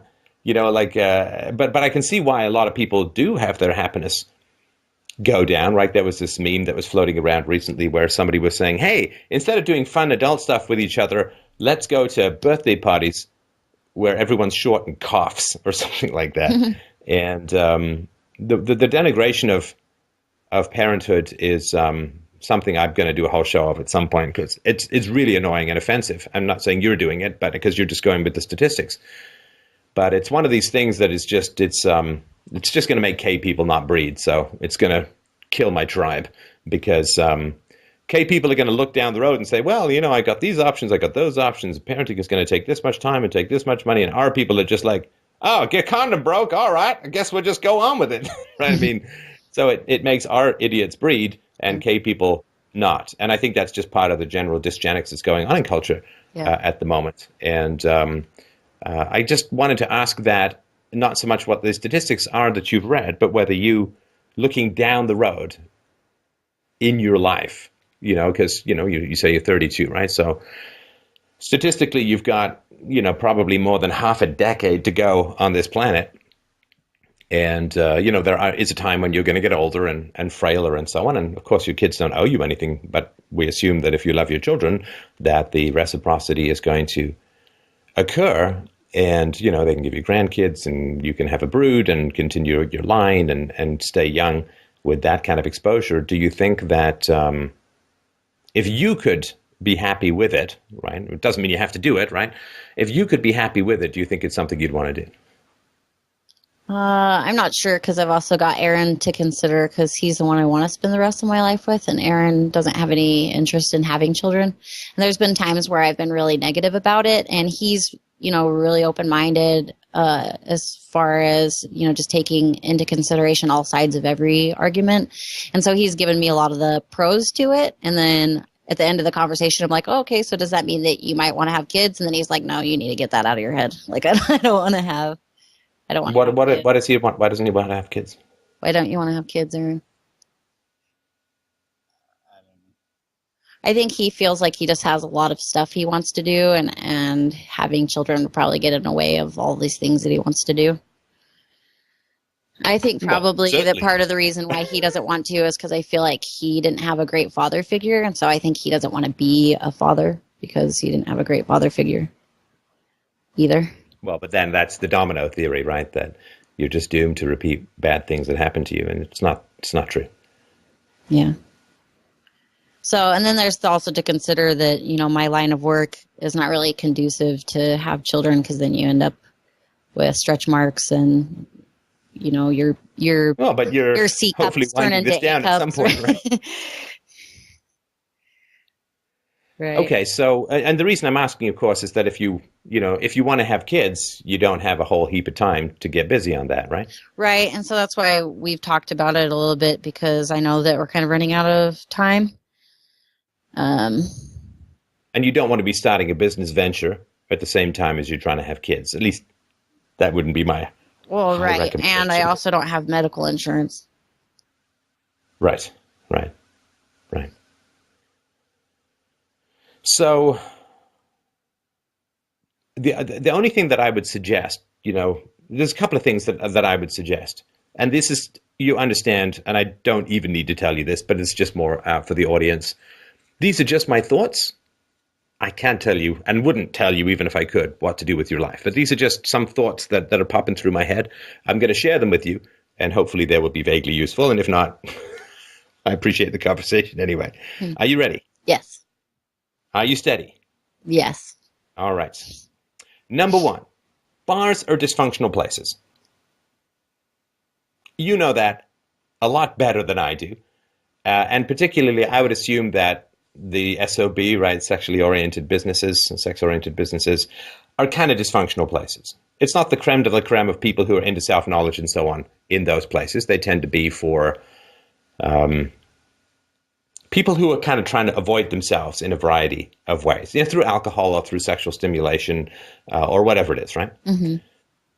So my concern is that although your history has very well adapted you to survive in dysfunctional environments, I'm not sure that you want to dedicate a significant portion of your adult life over and above the portion that you've dedicated already into flourishing in a dysfunctional environment.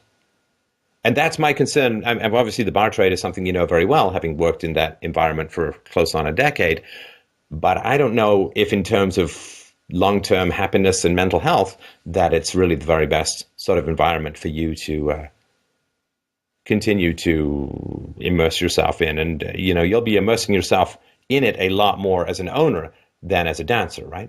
Because as a dancer, you've got a couple of hours a day. As an owner, you can be there 12, 14, 16, 18 hours a day sometimes. I mean, you can know better than I do. I'm going off the restaurants that I worked in and the manager's responsibilities there.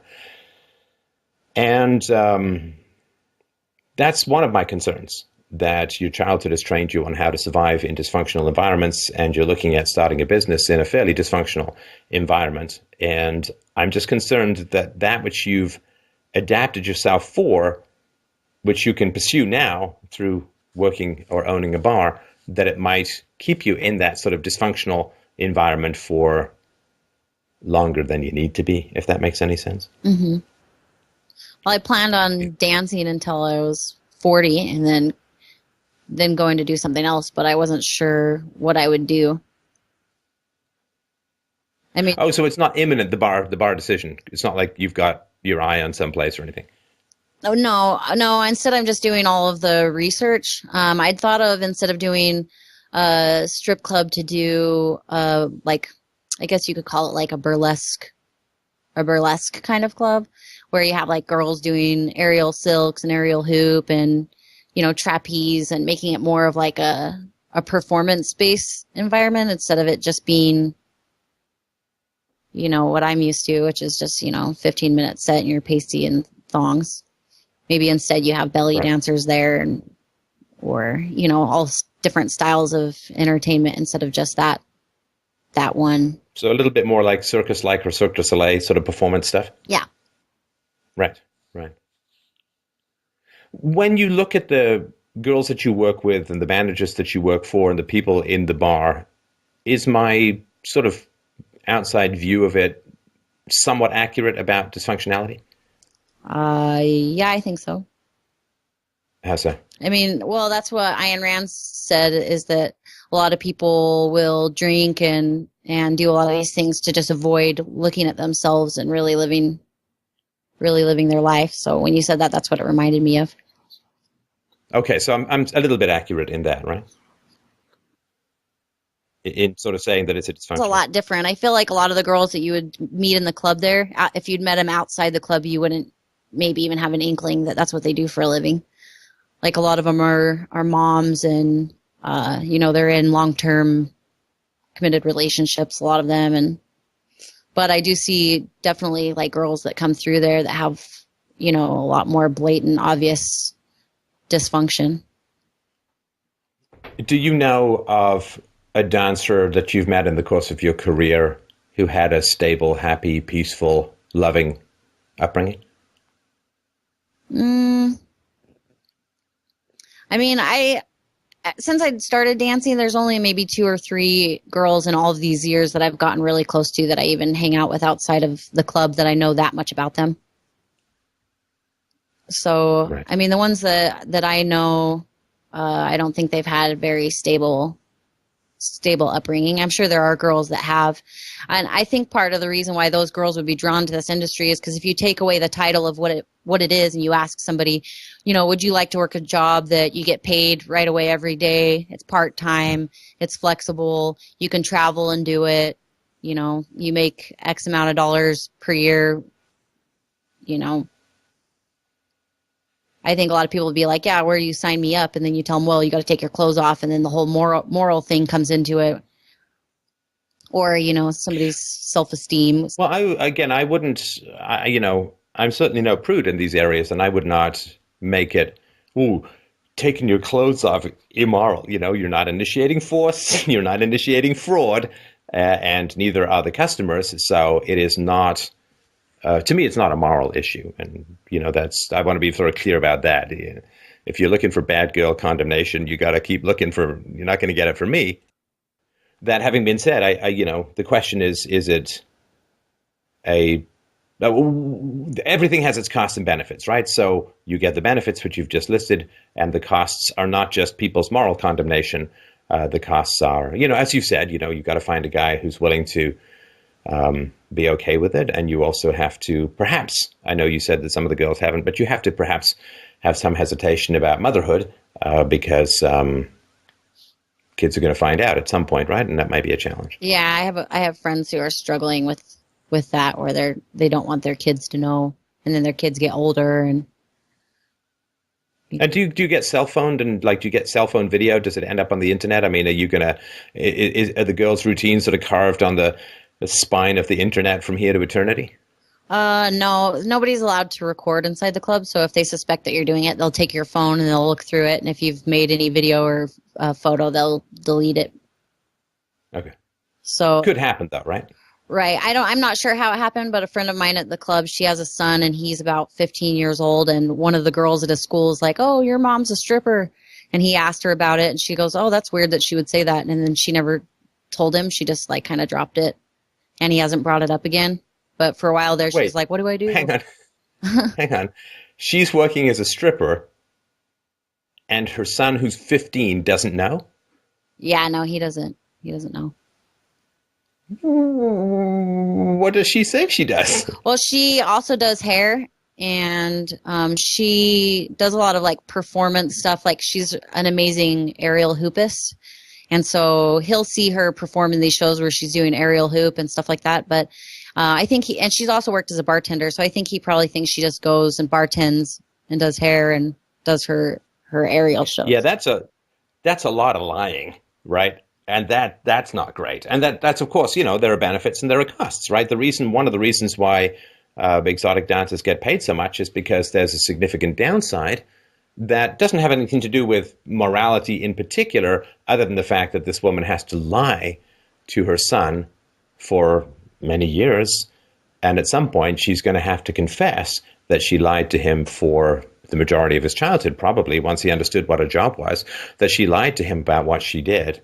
And that is going to be a very challenging moment in their relationship. When she was asking me, I recommended to her that she tell him, but instead, she just never let anything happen, and then nothing ever came of it. And when I asked her last time, she's like, "Yeah, he's just not brought it up again, and I haven't talked about it."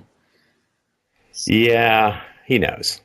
If he's not bringing it up again, he knows. Yeah. I mean, if his friends know, he's going to say, "You're a liar," and she's going to "No, I'm not, and here's why." Oh. So now they're living same house, different worlds, right? Yeah, now I have no idea how that girl from her school would even know that, because she's the same age as him, so I don't even know how she would know that. That does not really matter. Right? I mean, that doesn't, if it's a public-facing position, right? Yeah. So, wow. That's, yeah, so, I mean, you can talk to people about the upside of anything, and it seems really great. Hey, would you like to be paid $1 million a year? Sure, what do I have to do? Be a hitman. And again, I'm not putting you in the same moral category. You could say, "Do you want to be paid $1 million a year?" Say, "Yes."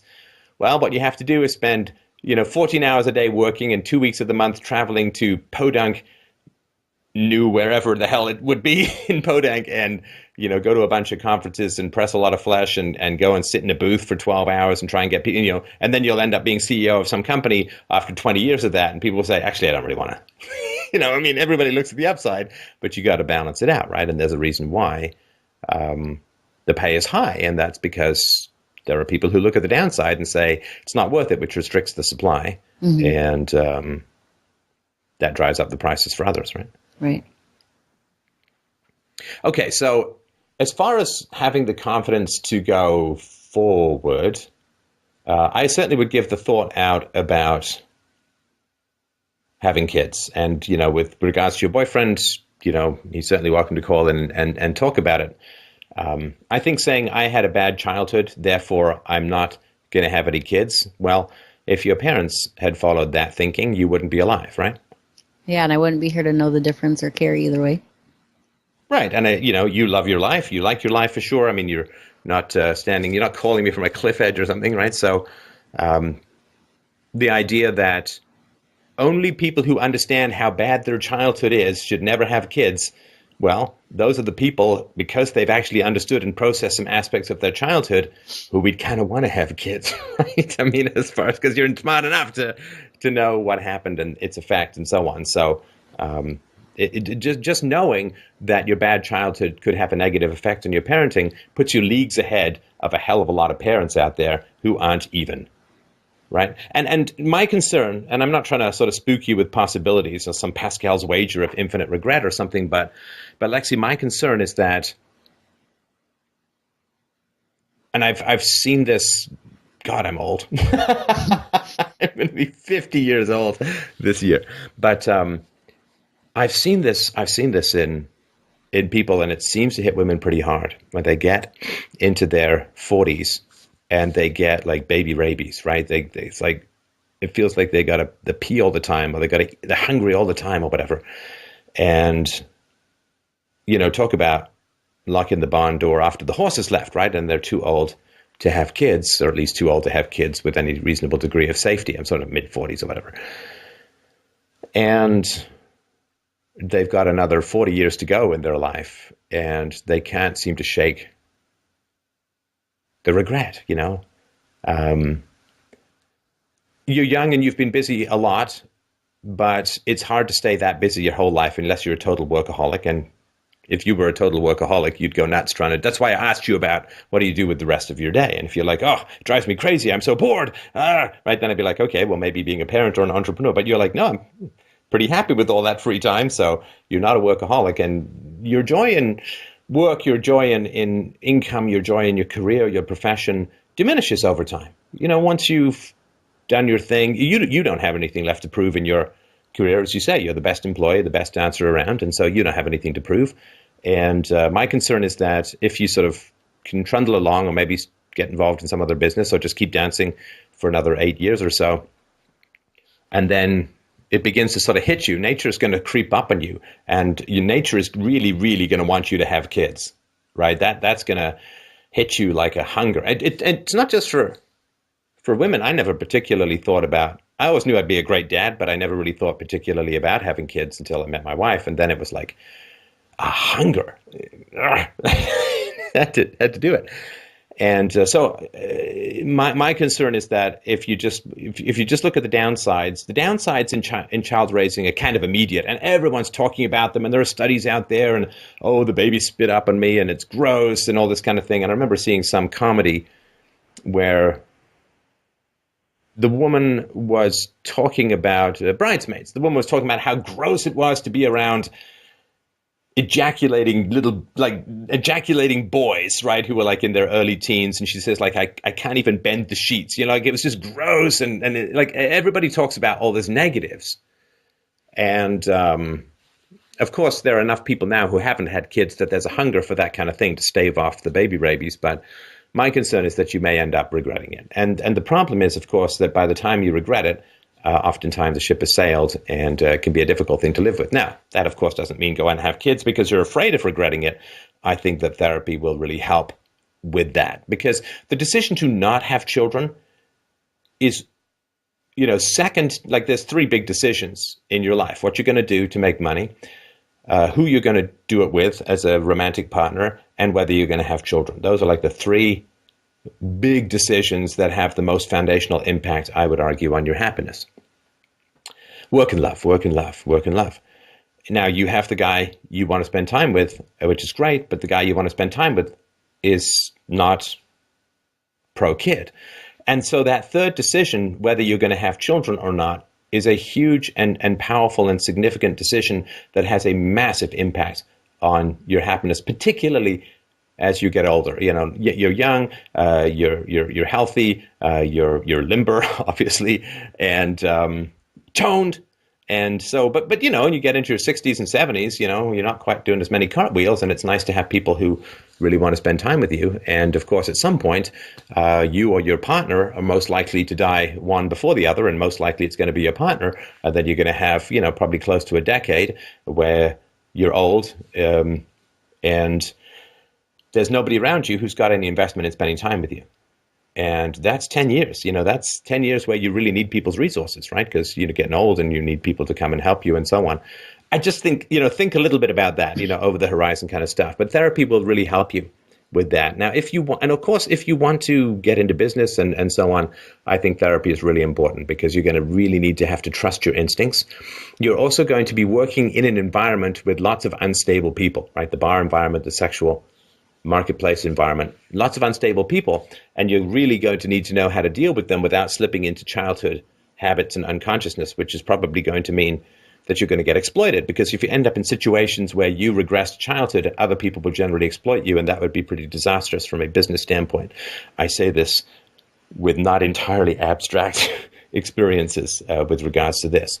So, to me, all roads point to therapy. But really, really seriously think about this decision. Don't let the decision to have kids or not have kids just happen to you, and certainly don't let it just happen to you from your partner, right? Really have to dig in and figure out what you want, and so therapy, I think, will help with all of that stuff. And you, of course, have some time. But this is why I said, well, what are you doing with your day? You're one of the few people who has the income and the time to be able to do it. I know you said you just got a house and all of that, but certainly if you're going to be an entrepreneur, then therapy is really, really important, because if you make mistakes as an entrepreneur, you can literally spend a decade or more paying those off. And therapy is real cheap relative to that kind of disaster. So that's my thoughts on it. I'll certainly give you the last word as always, though. If you have any, if you feel like. As far as the thing with kids, Aaron's definitely the person I want to spend the rest of my life with. And so, it would be us having to decide together. The only thing that we've done in regards to that is not making anything permanent, because there's definitely been, the thought to, do something permanent, since we're not, I can't be on this birth control forever. But we decided to wait till we were 40 before making any permanent decisions.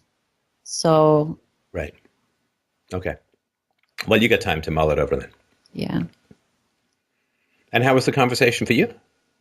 It's really enlightening. I appreciate all of your input, and I've listened to your show for a long time, and I really appreciate all the good work that you're doing, and I'm a big fan. And we've been contributing also with money for several years as well, because we believe in what you're doing. Well, I hugely appreciate that. That's very kind of you both. If you're tight and that money can better go to therapy, please stop giving it to me and give it to a therapist. That's my only request. But thanks very much to you both. I really appreciate the call, and I hope you'll check in with us again soon. For sure. Thank you. Thanks. Take care.